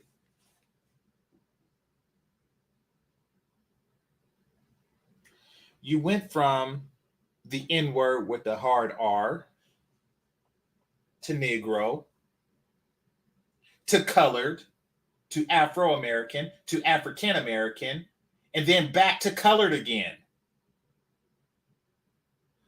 Oh no, it's not colored, this person of color. Shut up! Shut up! Stop being stupid!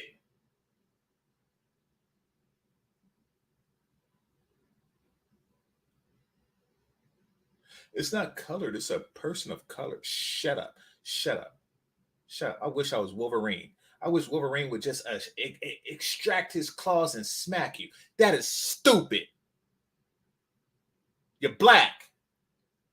Stop being stupid. Person of color. Shut up. And now they're giving fancy initials to say Oriental. AAPI. But I digress. The reason why they're not there is because they're married.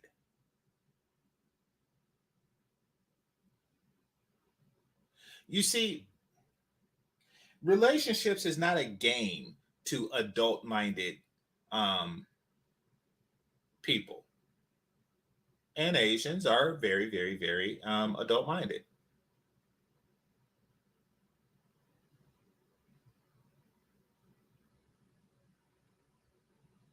I would say a person of color is all-encompassing.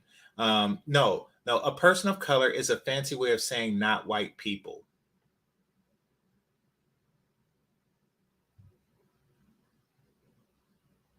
So how racist are you that you have to come with a category called not white people? Just because you're not calling it that, that doesn't mean that it's not that. Okay, RT the brand. If I was to open up a club and say this is the not RT the brand club, that would be shitty, wouldn't it? That would make that would make me and everybody else in the club assholes.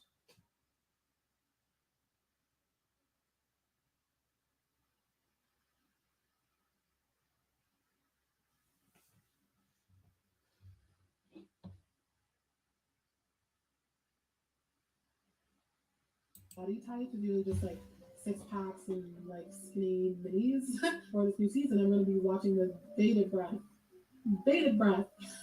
to see how that first episode works out, how the coupling works out, what the cast looks like. Like I'm still gonna watch because I'm so invested in the show at this point. Like I will never leave. It's like I hope that they keep that same energy from season 6 and it carries over to season 7. So yeah, I mean that's all. I don't have like a fancy conclusion for this video or anything. Like I just wanted to sit down and chat with them. Yeah, like let me know what you think. Like if you watch The Bachelor, if you watch Love Island UK, and if you're not a person of color, like have you noticed this dynamic? You hear that? Person of color. It's like you think that like this is something that we could fix. Again, like thanks so much to Search for watching this video.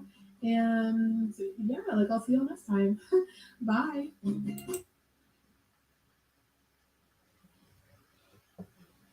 So that's that. Now, I want to show y'all a snippet from that show. Hold on. And show y'all what this woman did.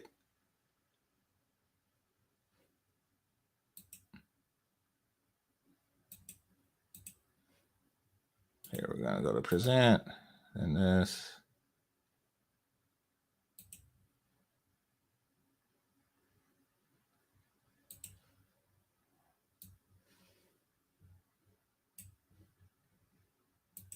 And I'm going to keep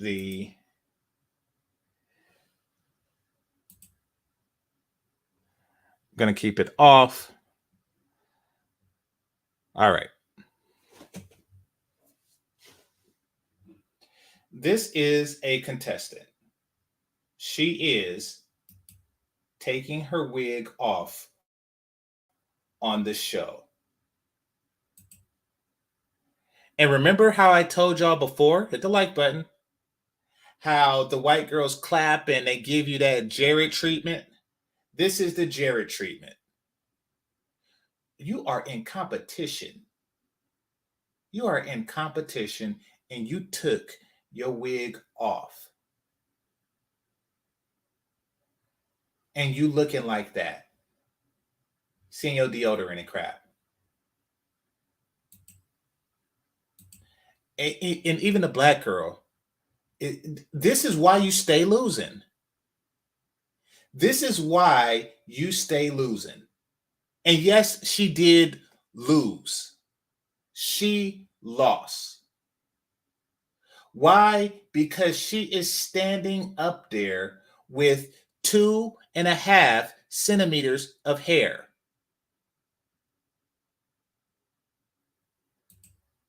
This is how you lose a dating show.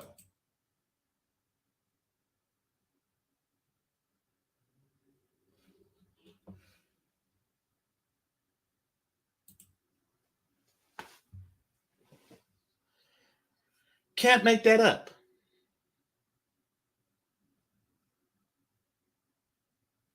Cannot make that up. You snatch your wig off like, yay, yay. And the white girl's like, yay, yay, yay. Like, listen, white girl. Why don't you cut off all your hair on some Wakanda Forever crap, on some Valhalla crap, on some G.I. Jane crap, And the black girl's like, yay, yay, yay. They are cheering on their own victory. And you are cheering on your own defeat. You're stupid.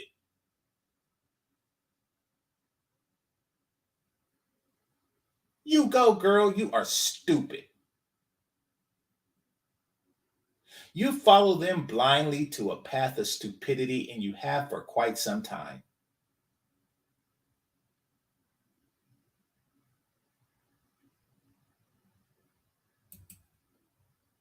They want to be like us. No, they do not. If they did, they would be shaving their head and putting they would cut their hair off, turn their own hair into a wig, and then put that wig on their head. If they wanted to be like you. They set you up for failure all the damn time, and you do it because you're stupid. And because deep down you want to be them.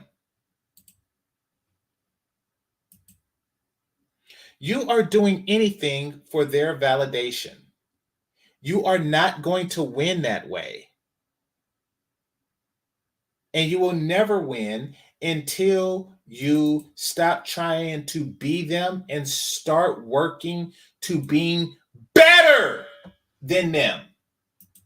These are the black women that win, like that one chick. These are the black women that win, the ones who are striving to be better than them.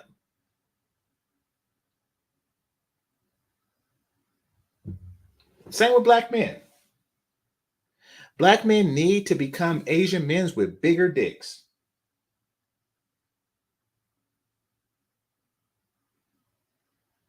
Everything we do better. We do better kung fu fighting. And we would do the money and family thing better too. If we stop saying, oh, you're trying to be like a white. So what if I am? I'm trying to be like them with a bigger dick.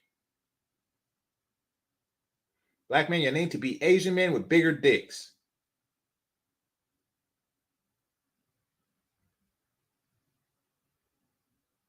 That is how you win.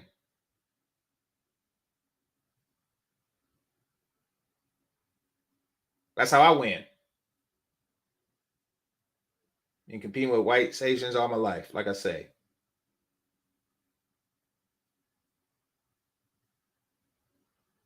And when I win, I do it with a big dick.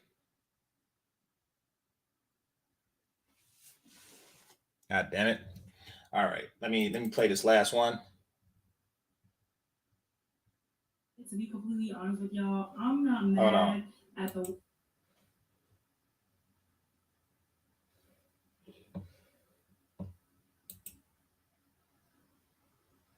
Well, help yourself to the exit button. You don't understand the concept of comedy and competition. You're in the wrong place.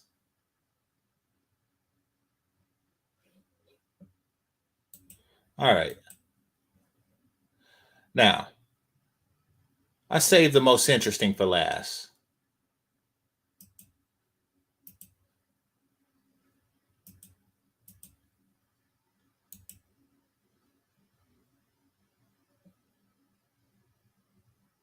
All right. I am Eloho. Let's take a look at what she has to say. Or listen, rather. To be completely honest with y'all, I'm not mad at the white guys on the show picking the white women on the show. I'm not mad at the white women on the show picking the white guys on the show. Because guess what? You're supposed to pick your counterpart. You're supposed to. Period. It's us. It'd be us. That preference issue that we have. Her inner titties is wrong.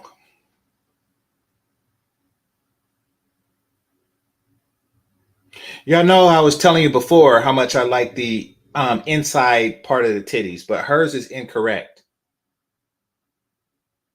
They're too far apart and they're not plumpy enough.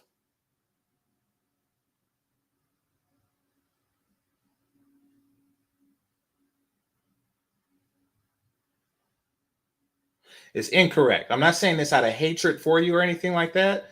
Don't know you. But the inside of your titties is incorrect.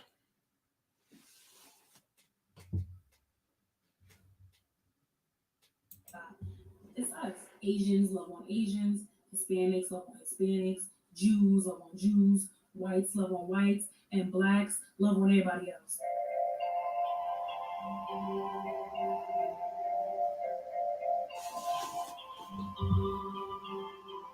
Coming to me crazy, recommended. Yeah, we trying to deal is inform your majesty. Ever since I washed him, he's losing fluff. And I sleep with him. He's been sipping flat tummy teas or something. This video is an Y'all see that? This dude said I like her hair. Okay. Press 1 in the chat room if you think she's fucking that plushed animal.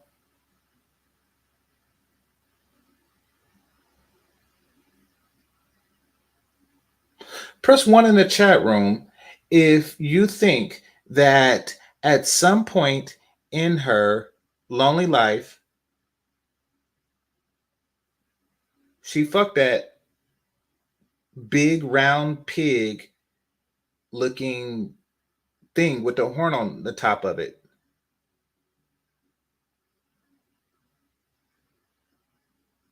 I sleep with it, I cuddle it, and I wash it. Yeah, you wash your vagina juice off of it. You are fucking that pig. And you wonder what puts you in last place. Well, riding the mouth of whatever that is a bunch of strange crap that you do. People want to stay away from that. I see some, you go to a woman's house and you see that stuffed animal there, and you know she fucking it. It makes you like, what the hell? That's why I got a horn. You know what she does with that horn? Like, listen to how she talks about it.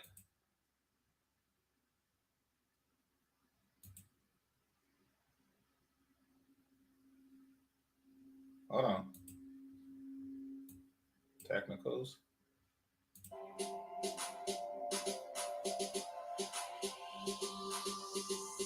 Welcome to my channel, motherfuckers. I am Elohim, your highness, and this is Pigacorn, your majesty. Ever since I washed him, he's losing fluff, and I sleep on him. I sleep on him? He's been sipping flat tummy teas or something. This video is going to be a reaction video. Highly, ridiculously highly, like, that was coming to me crazy, recommended. Y'all be trying to get me with the reactions. Don't you? Y'all think that's like y'all be trying to get me because y'all already know how I react to certain things. But whatever, it's entertaining. Why not? There's this show called Love Island.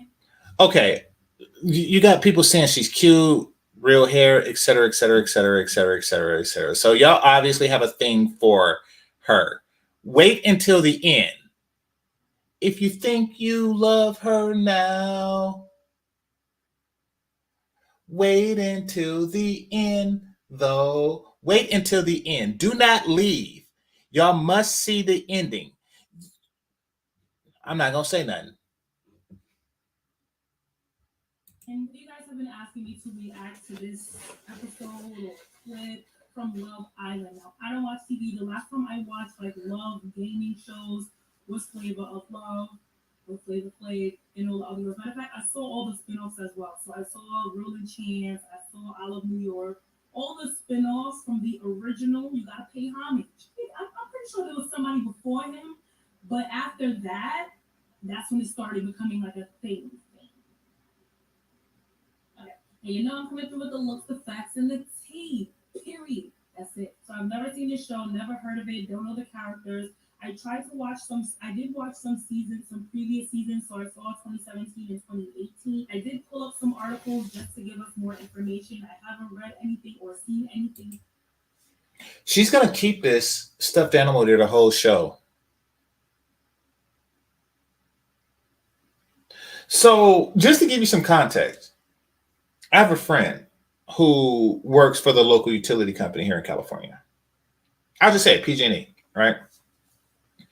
And so he goes to people's houses all over the place. Sometimes, and he tells me stories. He tells me problems with certain people, apparently hood niggas have big, ugly, nasty dogs, and they don't pick up the shit. So he hate going to the hood for that reason. And he was telling me, like, every now and again he has to go to a farm or a ranch or something. And he said that some houses have one sheep there, and it's not a sheep farm.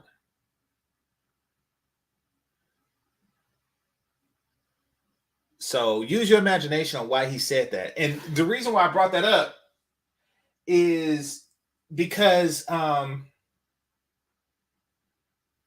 yeah, just like this is her sheep. Current yet. I just looked up on YouTube Love Island 2019, and that's what we're gonna be reacting to today. So I don't know. Like, I don't know why y'all telling me to watch this, but I assume I'm gonna take an educated guess and say it's some fuck shit. Love Island in the UK is Amazon. I bet you don't expect the Scottish accent coming out of this. Oh my god. Amy, why step forward? Because I have eyes. And obviously, he's really, really fit. And when I saw him coming, I was like, yes. Okay, Anton, you can choose to couple up with Amy. I didn't tell me he was in bikinis and suits. Oh, and let me bring something else up. And when I saw him coming, I was like, yeah. She's the only one that stepped forward. She's the only one that stepped forward. So basically, for those of you who just got here, the way the show works is all the girls who are interested step forward. And out of the 5 girls, she's the only one that did. Now, here's the thing about this. And this is something that fellas need to realize about the modern dating market.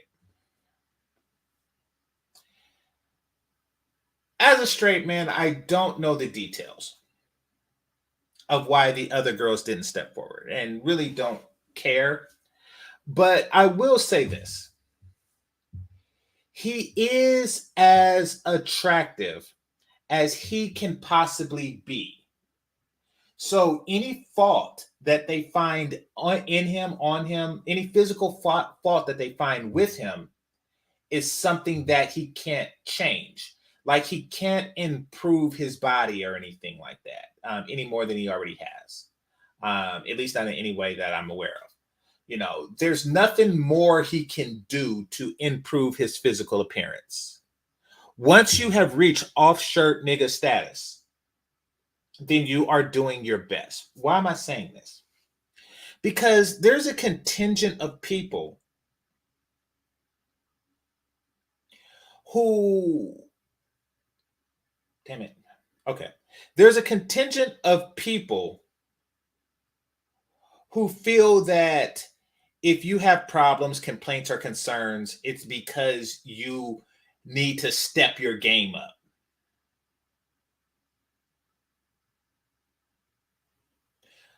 But for men, even stepping your game up to the max will still yield you minimal results. And that's why the Passport Bros exist. Because quite frankly, there is a point to where men are saying that there's no pleasing these bitches. And that's going to be made more apparent, you know, soon. Because I actually watched this part of this episode. I looked it up just so I can see how many women are stepping forward on these guys. Really fit. And when I saw him coming, I was like, yes. Okay, Anton, you can choose to couple up with Amy. I didn't tell me he was in bikinis and suits. I wasn't ready. Okay, the muscles was looking kind of nice, I'm not gonna lie. Looking alright. Okay, Anton, you can choose to couple up with Amy. Y'all see that? When she gets moist, you know, and don't get me wrong, being a muscle dude, being an off-shirt nigga, do get you further with the ladies than not being an off-shirt dude. Take me, for example. I'm not an off-shirt nigga, I am a wife beater person. What does that mean? That means that I don't have a six pack and I am not afraid to show off my arms. That's pretty much what that means.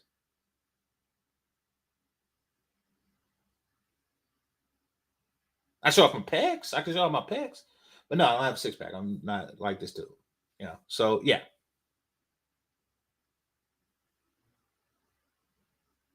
If they showed the exact area that they're showing on this guy right now, I would be perfectly comfortable with that. Not the abs, it's too much work. And knowing now that I could do that work and still no bitch would step forward really says something about the modern market, the modern Western market. Try being an off shirt nigga anywhere else in the world.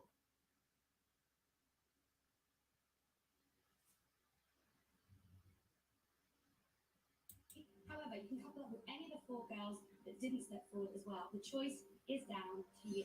Amy, of course. Ah, Amy, of course. Off you go. This is where you pick who you want to be coupled with. I'm guessing the remainder of the show. The guys come out, the woman picks who they want. If the guy likes her as well, then they're a couple. Cool. When did he come out? Okay, wait, rewind. Sorry, it's moving fast. What's his name? Like, what happened? I'm gonna choose. Okay. So also off shirt nigga, even though he has a shirt. Now, they don't show this, and this is why I went and looked it up, but none of the girls stepped forward. So whatever it is with him, his DNA is just not resonating with these chicks. Women are ridiculously more picky than men. Men, no matter what a woman looks like, if her body is on point, then you step forward. If the genders was reversed and it was the women picking the men, then the men would step forward all the time for each and every single one of the chicks. Now, it's free to step forward. I don't know why they don't step forward all the time. I mean, because it's their goal to get picked. Like, that's how you win at this game, I'm assuming. Like, the last guy, he only had one chick step forward, and he picked her.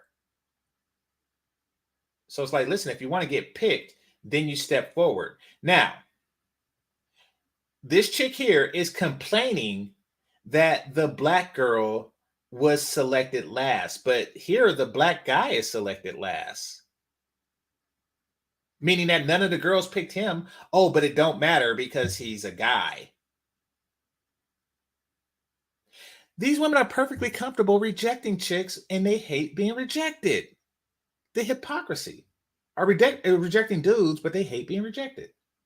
They don't even see that they're reaping what they sow. The same chick that gets and you know, guess what? The dark-skinned chick gets picked last because this light-skinned woman here with the real hair is about to get picked. No introduction.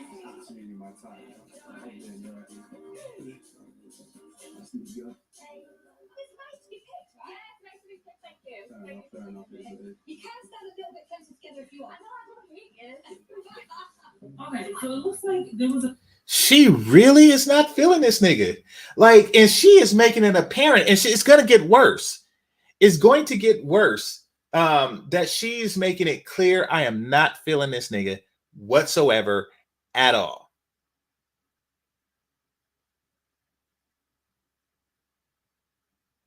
And I'm saying this to you, especially you fat asses out there who think that being super fit is going to solve all your problems. Yes, There's nothing worse than being in the West and being a man with titties.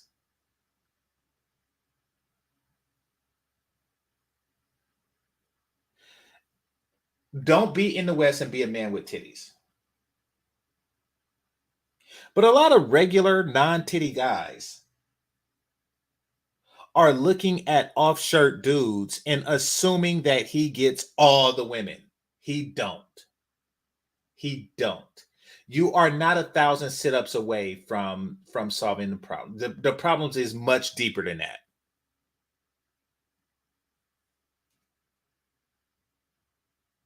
A piece missing here. I'm already side-eyeing production, but it looks like there was a piece missing here. We don't know his name. There was no introduction. We don't know if like who stepped up to him. But from what I'm seeing, she wasn't the one that stepped up to him because she's like, "Oh, I don't hate you. Like you could." Nobody stepped up to him. I don't hate you, even though I didn't pick you, but you could still sit next to me, even though I don't hate you, but I ain't pick you either. So, Michael, who would you like to couple up with? I think Lucy's lovely. She is lovely. She is lovely. Oh, I'm sorry. And I think nobody stepped forward for him either. Oh, no. He picked the one that's no. So she did. So one chick stepped forward for this dude. These and this isn't a race thing. They're just not stepping forward. When modern Western women are spoiled for choice, so they're not as impressed by a dude being an off-shirt dude as they should be, and as the effort should yield. They're not as impressed as they should be. So, one out of these 5 chicks stepped forward and he picked her. And she reluctantly stepped forward.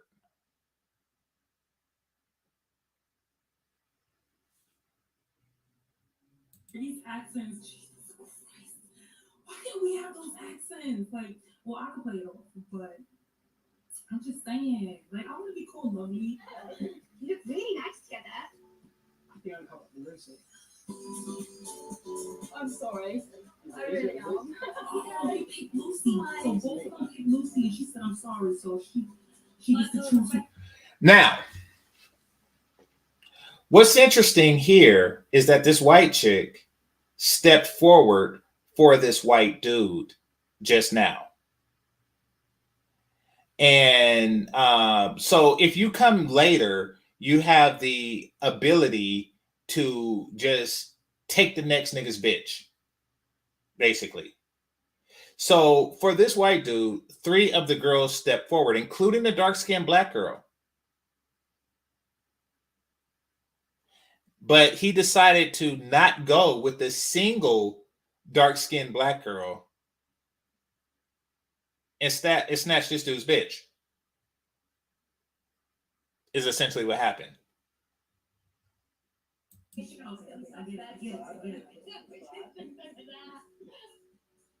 Oh, Michael, how you feeling? That's a little messy, though. That's already going to cause static and friction in a house. You're going to have to sit on the soft bed. Oh, Michael, how you feeling? I'm all right. There you go. Can I have a little song, babe? Yeah, I can check for a little bit. I'm all right. It's down to you. It's still your You choice. can You sing can pick some any too. of our girls. Who would you like to couple up with? I'd love to couple up with Amber. Ah, that's nice. Off you go. So took his bitch too. Now she stepped forward when they was like, who's interested in this guy? She stepped forward. She did step forward for him, but she stepped forward for this dude. And truth be told, I think that she stepped forward because she's really not feeling this dude. And he was just the last one. So like, she's like, listen, I'm not even, I don't care who you are as long as you're not this dude. Which is just like, damn. And then watch how she treats him. I probably watched this show on movie night. So so come to movie night and I'll probably do an episode of this like, you know, before the movie or after the movie or something like that. Because I'm curious about it. Okay, so we see who the house favorites are, Amber and Lucy. So Amber got 2, Lucy got 2. And then the 2 girls in the middle didn't get any, and then the girl at the end, she got 1. She got the one that she chose. Now, I don't know if they're going to show it here, but I've seen the show. She's going to go back and she's really going to emphasize how much she really don't like this dude here. Because she's going to go back like, oh, thank you. You saved me. You saved me. Thank you so much. I really appreciate you. Saved me. She's basically like, you saved me from this nigga. I truly did not want to be with it. And I don't know. You know, he does his sit-ups, but apparently he's still the ugliest nigga alive to her. You're gonna have to join Michael on the subs bench. Okay. So, and the way it works is, if somebody take your bitch, you wait on the sidelines and then you pick from the leftovers. So there's 2 dudes and then there's 2 chicks. And of course, the black chick is one of the leftovers. Okay, Sharif, as you were the first boy in, who would you like to couple up with? Oh, his name is Sharif. Nice to meet you, Sharif. We didn't get to know you. We didn't get an introduction. Hi. Yewande or Anna? Yewande. She's African. Hey, sis. Okay, so it's down to Yewande and Anna. Honestly, I don't know who's going to pick, but let's just watch and be optimistic. Yewande or Anna? Amazing. Off you go. Michael, Anna looks like a bunch of botched surgeries, plastic surgeries. She looks like her plastic surgeon was a student, and like the actual doctor, the good plastic surgeon, was standing over the student and like just checking in from time to time while getting a blowjob from a nurse. Like while she was there asleep with the anesthetics, there was like this Dewey Hauser, young, like plastic surgeon in her face, and the main doctor's getting a blowjob, and he just turned around and say, yeah, that's good. You know, from time to time, and then afterwards, that's her face.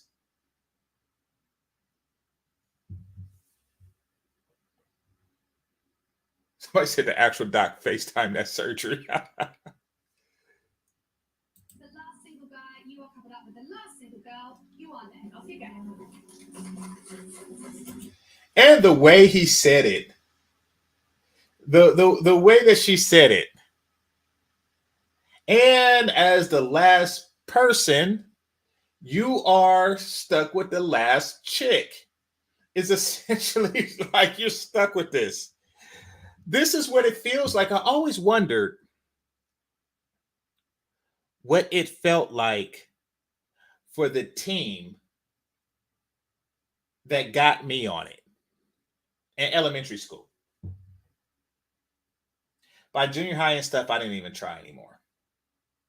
So in elementary school, so for those of you, and I'm pretty sure this is just like a universal playground thing. The boys picked who they want from their team. They had the team captains, and then they picked, you know, like, oh, I want this one. I want this one. I want this one. I want this one. And then at the end, it was me and a crippled Asian kid. And I felt bad for the team that got stuck with GameChanger. I felt bad for the basketball team that got. No, I play kickball. I felt bad for the basketball team that got stuck with GameChanger on it. It was like, yeah, this is not going to be a good thing. I'm sorry I have to do this. If it was an odd number of kids, I didn't get picked at all. And sometimes I was forced on a team because the other team had like a ringer. They had like a ringer being like an exceptionally talented kid, like, you know, the kid that just happened to just be that basketball kid. And basically what they were saying was, if you're going to take him, then you have to take GameChanger to balance out your team. Like, let's be fair here. Like he's worth three regular kids. So you take GameChanger to balance shit out. That is her. I was last pick on the basketball court in like 5th grade and shit. And that is exactly how he feels. He feels like the team that got stuck with GameChanger.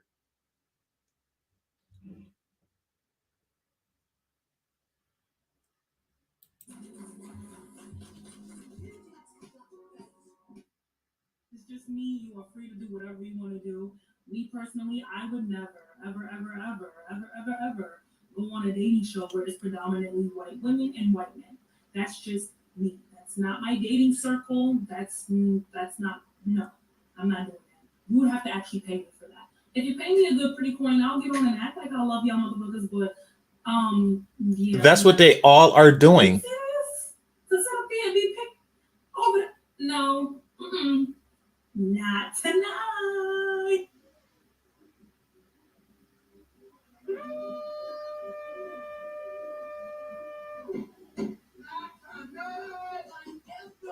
Not tonight. I looked up Love Island UK 2019, and the first thing Somebody said, the crippled Asian kid. Nah, I'm joking. We didn't have a crippled Asian kid. We did have an Asian kid, and he did get picked before I did. I remember it vividly. I remember him vividly, and I remember calling him a liar and all kind of crap because he was talking about his upbringing before he got to America, and you know, he was talking like he was saying crap like he was in the war, like his mother or his father was fighting in the war with him strapped to his back. And of course he's talking about the Vietnam War, and he was Vietnamese. And I was just calling bullshit, or the kid equivalent to bullshit on him, because the Vietnam War was long over. This was the 80s. It was long over, and I know that that's just not true. You know, even though I was young, I know that the times just didn't match, that he was just making this up. But actually come to realize, and of course I didn't know this being a kid. I mean, of course I knew about the Vietnam War, but I didn't, you know, I didn't know that after America left, they were still at war with like Laos and other places. You know, so the fight didn't end for them when it ended for us. Like they still had some fight in them, believe it or not. You know, they was like, oh, you want some too? So, and that is, and he is the right age for that, or he was the right age for that. So that actually made sense. Well, I didn't know it at the time, but so I do remember him because of that story. And yeah, he did get picked before I did. So I did get picked after the Asian kid.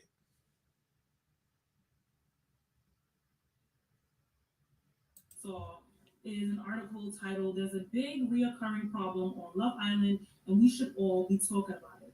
So I said, "Oh, sis, this is tea. Let me keep this article up. So when we start the filming, so I will put the link in the description box. If I forget, just remind me. But I'll be putting the link in the description box so you guys can read it for yourself." And the subtitle says, "It's been pointed out by viewers and former contestants." And they have a picture of Yolande, beautiful girl, and Michael. And let's read this together. As viewers nestled down in front of the television to watch Love Island 2019 launch show, which coincidentally broke yet another record for ITV, because there's a reoccurring problem on Love Island, and despite it sparking hot takes and internet debates year after year, things just haven't changed. Dang, so y'all been watching this show for years? And this is me in my own bubble. This is why I'm a unicorn. I really love Island, and despite it. Look at the expression on her face. She still has the sting of last pick in her soul. Now, keep in mind, she wasn't stepping forward. Like, if she would have stepped forward for that first black dude, he would have picked her. But she didn't. Sparking hot takes and internet debates year after year, things just haven't changed. Dang, so y'all been watching this show for years? And this is me in my own bubble. This is why I'm a unicorn. I really be in Lolo lane, okay?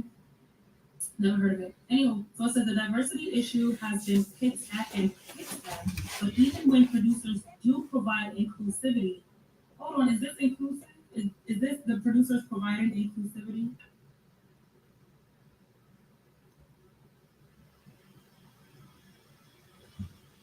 Is this the producers providing inclusivity? It seems that black and brown contestants finished last. During the very first coupling ceremony of Series 5, Uganda Biala became the only contestant not to get picked. When Sharif Landry into the villa in that very loud shirt. Hey, wait, my shirt loud. Don't come for us. Why she keep going back to that unicorn pig? It's weird. Some might scream coincidence, which they love to scream, child. Oh, it's a coincidence. Oh, everybody gets not picked, but it's a preference. Yeah. Oh, that preference word, huh? Yeah, this is where preference gets you. Yeah. Some might scream coincidence, but when you reflect back on former keep the same energy. You notice a pattern. Of course you do. I have a tweet here from Mylene Anderson. It's all a bit off. I don't know. You're right, though. It's sad. So she retweeted, and I'll post the tweet here. She retweeted Benny James saying, I only just noticed this. Series 2, Maylene was picked last. Series 3, Marcel was picked last. Series 4, Samira was picked last. Series 5, Yewande was picked last. Quite, with the emphasis on the quite. Interesting hashtag love.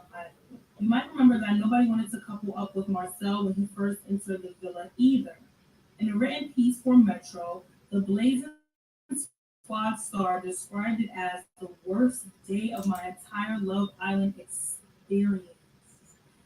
Dang. I'm sorry, I have a question. Can you pick me?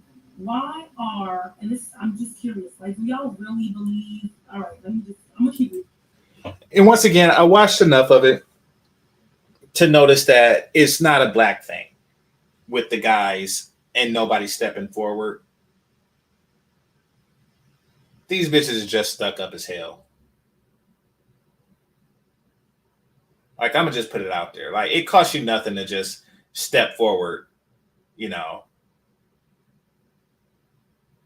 But you don't. Because you're fucked up.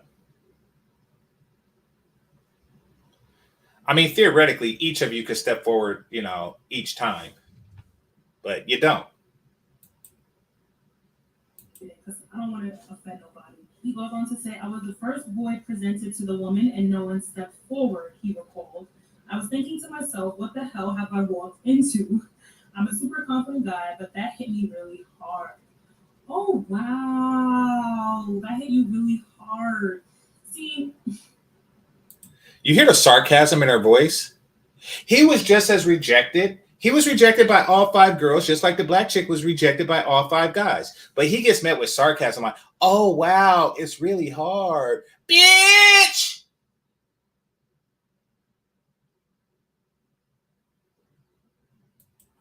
now, how can I say this nice? I'm not saying that dark-skinned black men don't experience colorism the way that dark-skinned black women face colorism, but I'm saying dark-skinned black men don't face colorism the way dark-skinned black women face colorism. A lot of them do have a superior complex the same way a lot of light-skinned women have a superior complex.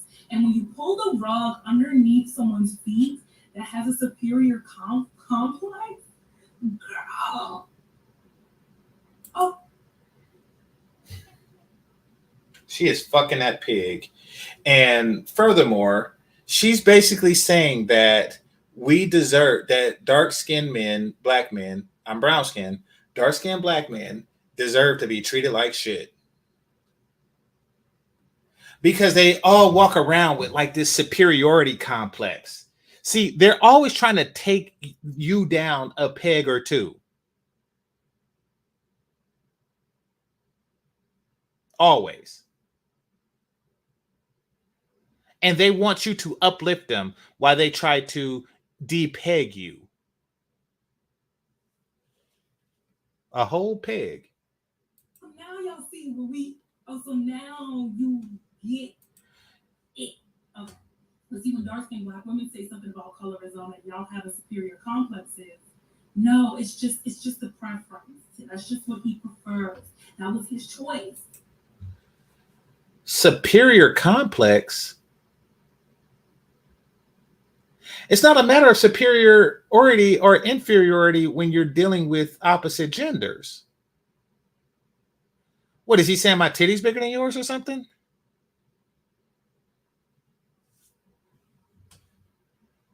Right? That's what y'all tell us. It's in our heads, and we're just not. We have a dark-skinned guy saying, listen, I'm super confident. You know, the ladies love me. Okay. And when I walk in the show, nobody picked me. Not even the black girl. See, the black girl probably. Oh, it's fun. Okay. Okay. Now we got permission, fellas. Now we got permission. Rejection is funny. Keep that same energy. Keep that same energy. You set this precedent. Okay. Rejection is funny now. Gotcha. Gotcha. Okay. He became a fan favorite, which just goes to show you can't judge a book by its cover. After seeing the events unfold during season 1 of Love Island this year, Marcel tweeted his support for the lads. Sharif and Michael are going to do their team. Get through the first day and show them what they're missing. Come on. What about Yewande? The black girl that wasn't picked. Is she going to do her team and show them what they're missing? Or, like, where's the goddamn cake for Yewande? See, this is wild, Lord. Please stop, please. Oh my God, I can't. Let me just keep reading. Maybe it's coming later. Maybe the cake comes later. Is it worth the fear of embarrassment of being picked last?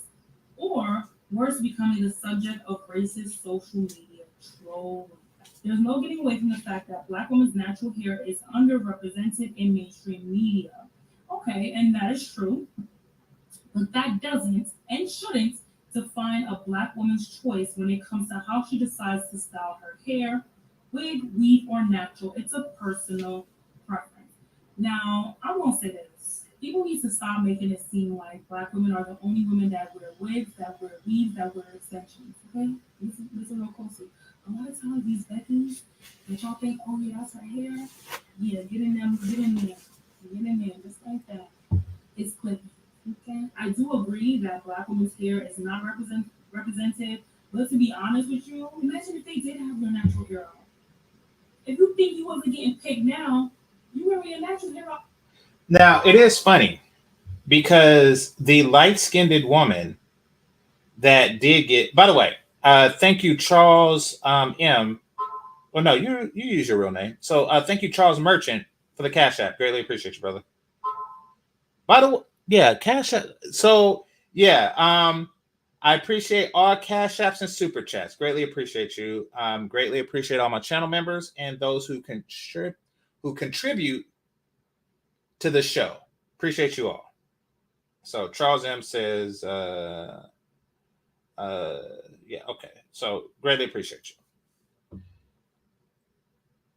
What was I saying? Oh, the light-skinned chick did have her natural hair or what looks to be her natural hair. Just saying. So don't act like, you know, you can't you can't still win if you have your natural hair. Now you actually have to do something to it to make it pretty. You can't just go around, with a dirty tennis ball look. But you can win with your natural hair. Oh, you wouldn't even got picked for the casting. You wouldn't even got picked to be a part of the five that's standing. Assimilation. Once again, they're assimilating to look the part, right? This is the 5th time, okay, that y'all have left a Black woman standing there unpicked. So at this point, they're playing y'all for fools if you haven't really noticed yet. They're using you as their pandering to the Black audience ticket and using you as that pass to be inclusive when they know that most of the guys want blonde hair, blue eyes. Most of the guys want the white girls on the show. Black women, please stop auditioning for this show. Let the blonde hair, blue eyes have it. Please don't get on here and thinking that you're going to assimilate and really be a part. They don't see you as a part. Okay, they don't. Someone said, me knowing that none of the guys in the villa will truly see Yolanda's beauty. That's a fact. And she really is beautiful. She really is gorgeous.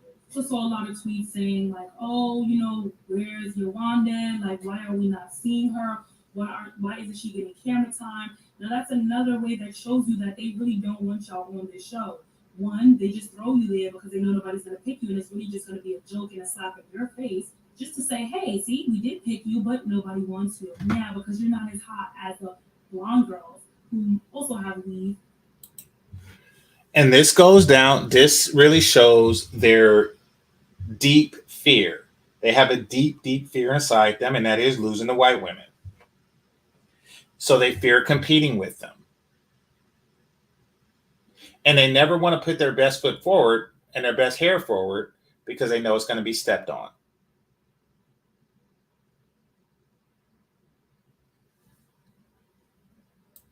And spray tan. To be completely honest with y'all, I'm not mad at the white guys on the show picking the white women on the show. I'm not mad at the white women on the show picking the white guys on the show because guess what? You're supposed to pick your counterpart. It's us that have preference issue that we got. Asians love on Asians, Hispanics love on Hispanics, Jews love on Jews, whites love on whites, and blacks love on everybody else. I don't know. And it truly starts with the men. I'm sorry. This is weird because in this show, it didn't start with the men. So you had the one darker skinned Black dude who none of the women stepped forward. But when he was made to pick anyway, he picked a lighter skinned Black woman. But it started with the Black woman because she didn't step forward for the Black man.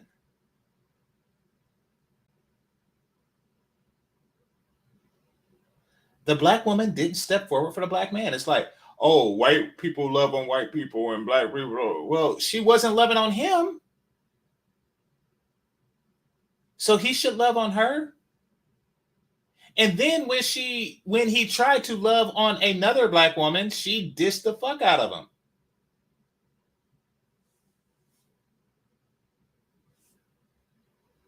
Starts with the men. When the world sees Black men loving on Black women, it starts with us. So I'm not mad at them. I'm not surprised. What I will say is, let's stop going into spaces that make us look like a fool.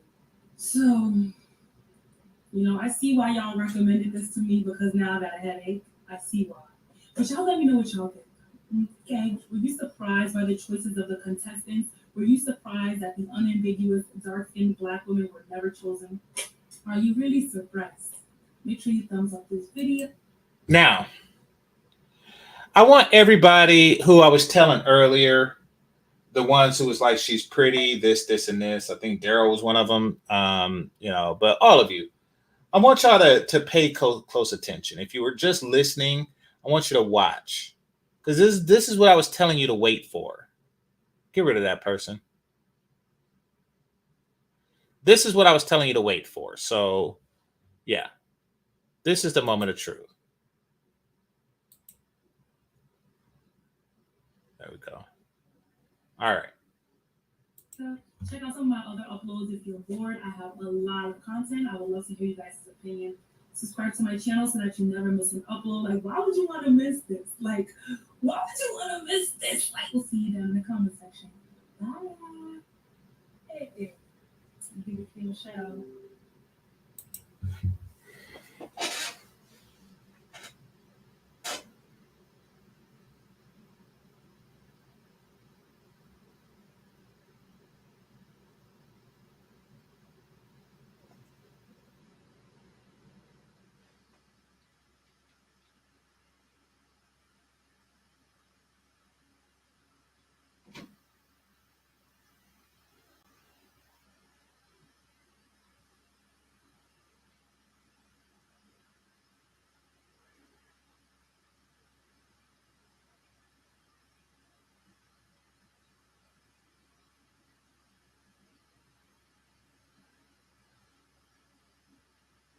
Told y'all to keep watching.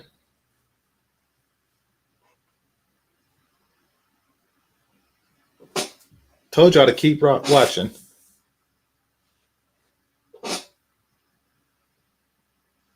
She cute. She pretty. Like, keep watching.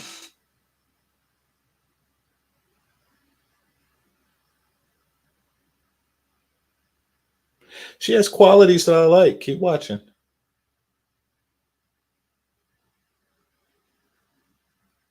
I like her hair. Yeah, somebody actually said I like her hair. Keep watching.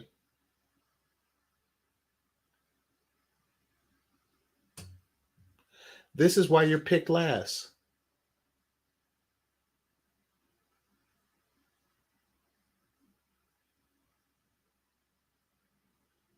This is why you are picked last. Because every race of men know that when you deal with a black woman, you could go to sleep with something that looks like this and wake up with something that looks like this.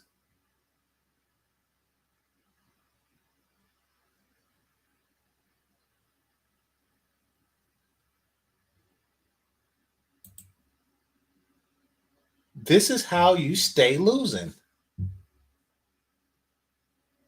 You stay losing. You just set black women back tremendously.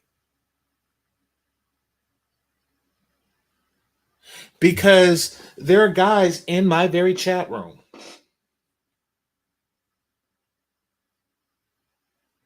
that didn't know that wigs came in this particular texture. They didn't know that wigs with this particular volume existed. Oh, what did you miss, Mr. Shane Vicious? I'll show you what you missed.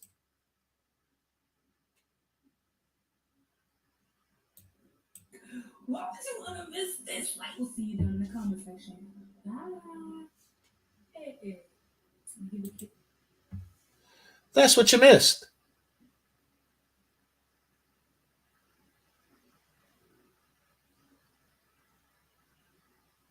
It's all fun and games until the wig come off, ain't it?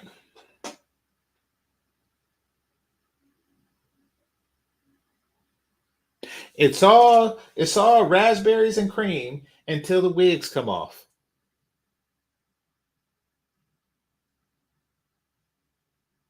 It's all head and pussy until the wig come off. Oh, it's darkism, it's colorism. No, it's a bitch and a wig-ism.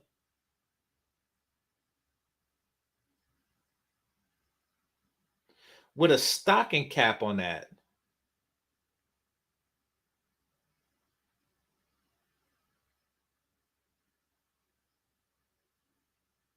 And they're still blaming Whitey. She spent this entire stream blaming Whitey and Blackie for not choosing her when she don't have no damn hair.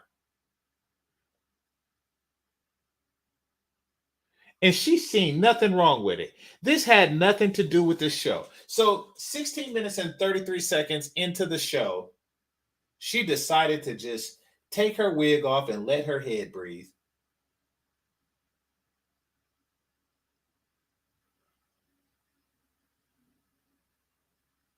Show everybody that I am Eloho and I have a wig on. So when you wonder what's setting Black women back, it's you.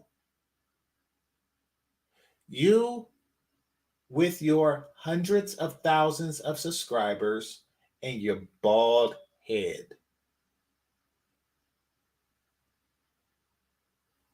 Let's see what she has to say with her wig off. Michelle. So this is the front spool from IC. You down in the comment section. Bye. Hey, give it to Michelle. So this is the front spool from IC. Here is the wig.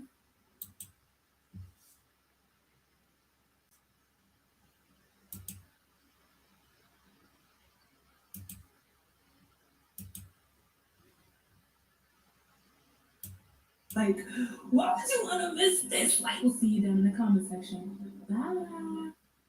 Hey, give it to Michelle. So this is the front spool from IC. Here is the. Look at all this stuff. Look at all this stuff. And so I never really mess with a wig chick like that to where I seen what was in the wig. This looks like some elaborate shit. So apparently, this wig company seems to be sponsoring her. Now, hold on. Let me show y'all something. Well, actually, I'm not going to show y'all. Y'all know what Danica Marie looks like.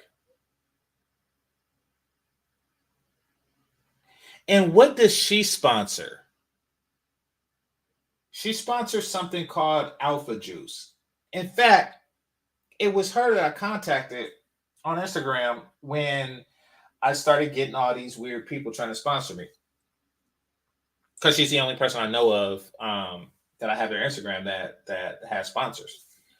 But nevertheless, she picks and chooses her sponsors, and she chose Alpha Juice.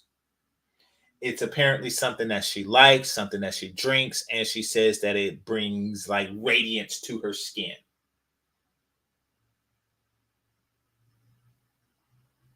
So apparently Alpha Juice people looked and said, okay, look at your skin, and we want this skin to represent Alpha Juice.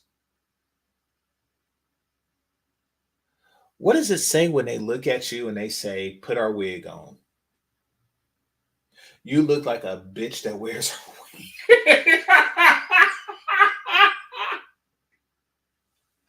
Oh, shit. Oh, shit. If I was cammed up and I got an email from Viagra, I'd be pissed. I would be pissed. Like, hey, you look like a motherfucker that can't get your dick hard. So I want you to sponsor this. They said you look like a bitch that don't have hair. So I want you to sponsor this wig. And you did. And you did.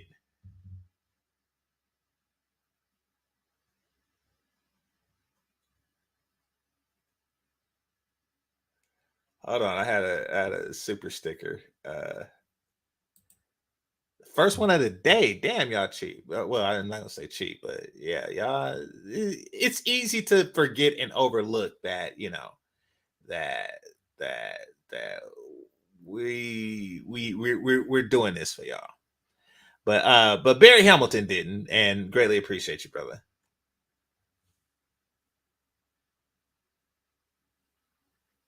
So yeah.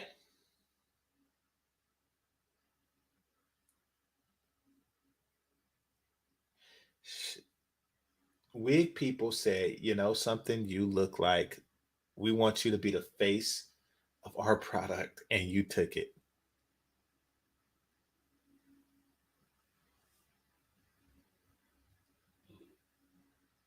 She got a free wig for it.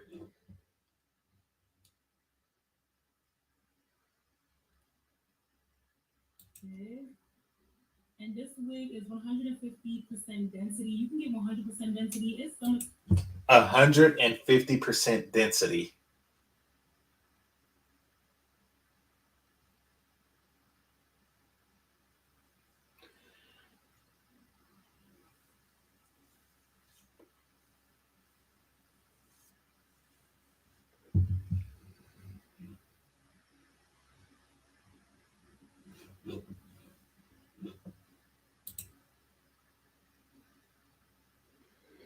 I want to hear her say 150% density again.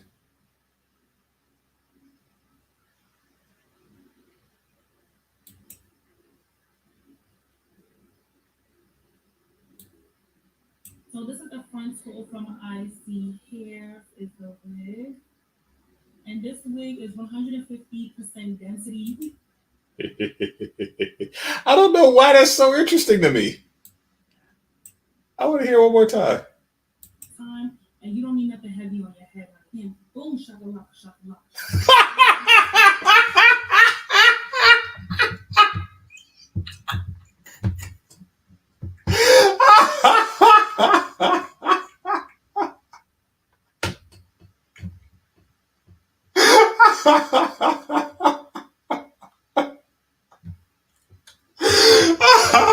My neck hurt. My neck hurt.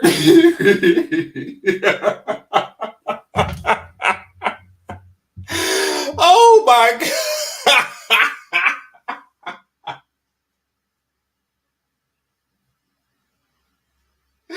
She said, boom, shaka. Oh, spit.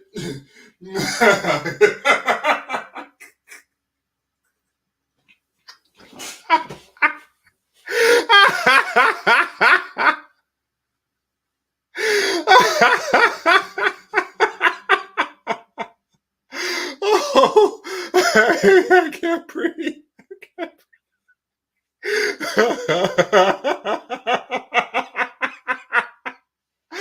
Holy shit. Oh my God. Oh my God.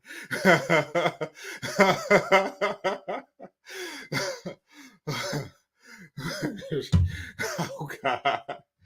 Oh shit. Oh crap. Oh my. Oh shit. Oh shit.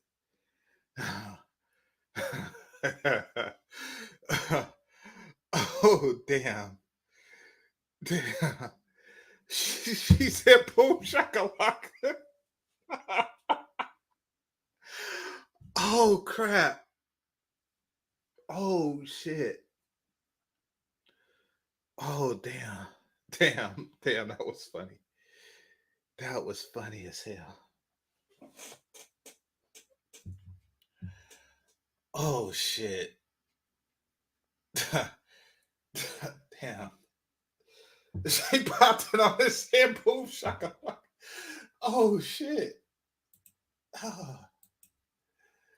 Oh shit.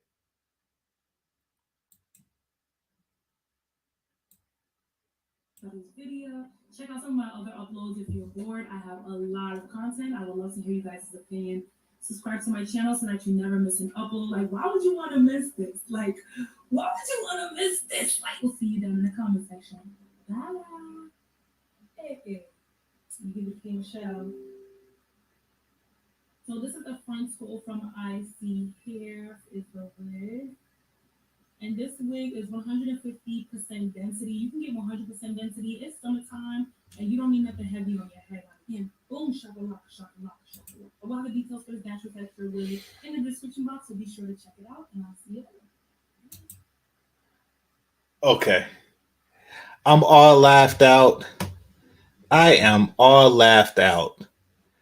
But it was funnier the second time because I didn't know how many shakalakas she got out of it. Like when I first heard it, I only heard the one boom shakalaka, and I was cracking up. Like the first shakalaka, I was dying. I was literally on the rug, just laughing my ass off. That was hilarious. And now I find out that she got 2 extra shakalakas out of it. She actually got 3 shakalakas from it. Oh crap. Life is perfect. Life. Okay, speaking of which, she holding cousin It in her hands. Oh dang, she has a black cousin It. Her nephew What? Oh man. And Uncle Who. Yeah, it's that bad. Shout out to Austin Holloman. It is that bad. That is some she pulled her wig off and said 150% density, and then she popped it back on and said boom shakalaka. You, you gotta love black women. You gotta love black women.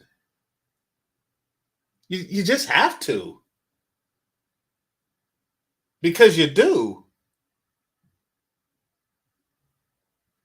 Who else is gonna take their wig off and then put it back on and say boom shakalaka in front of thousands and thousands of people? And then complain that they're not being picked. Who else is gonna do that? Who else?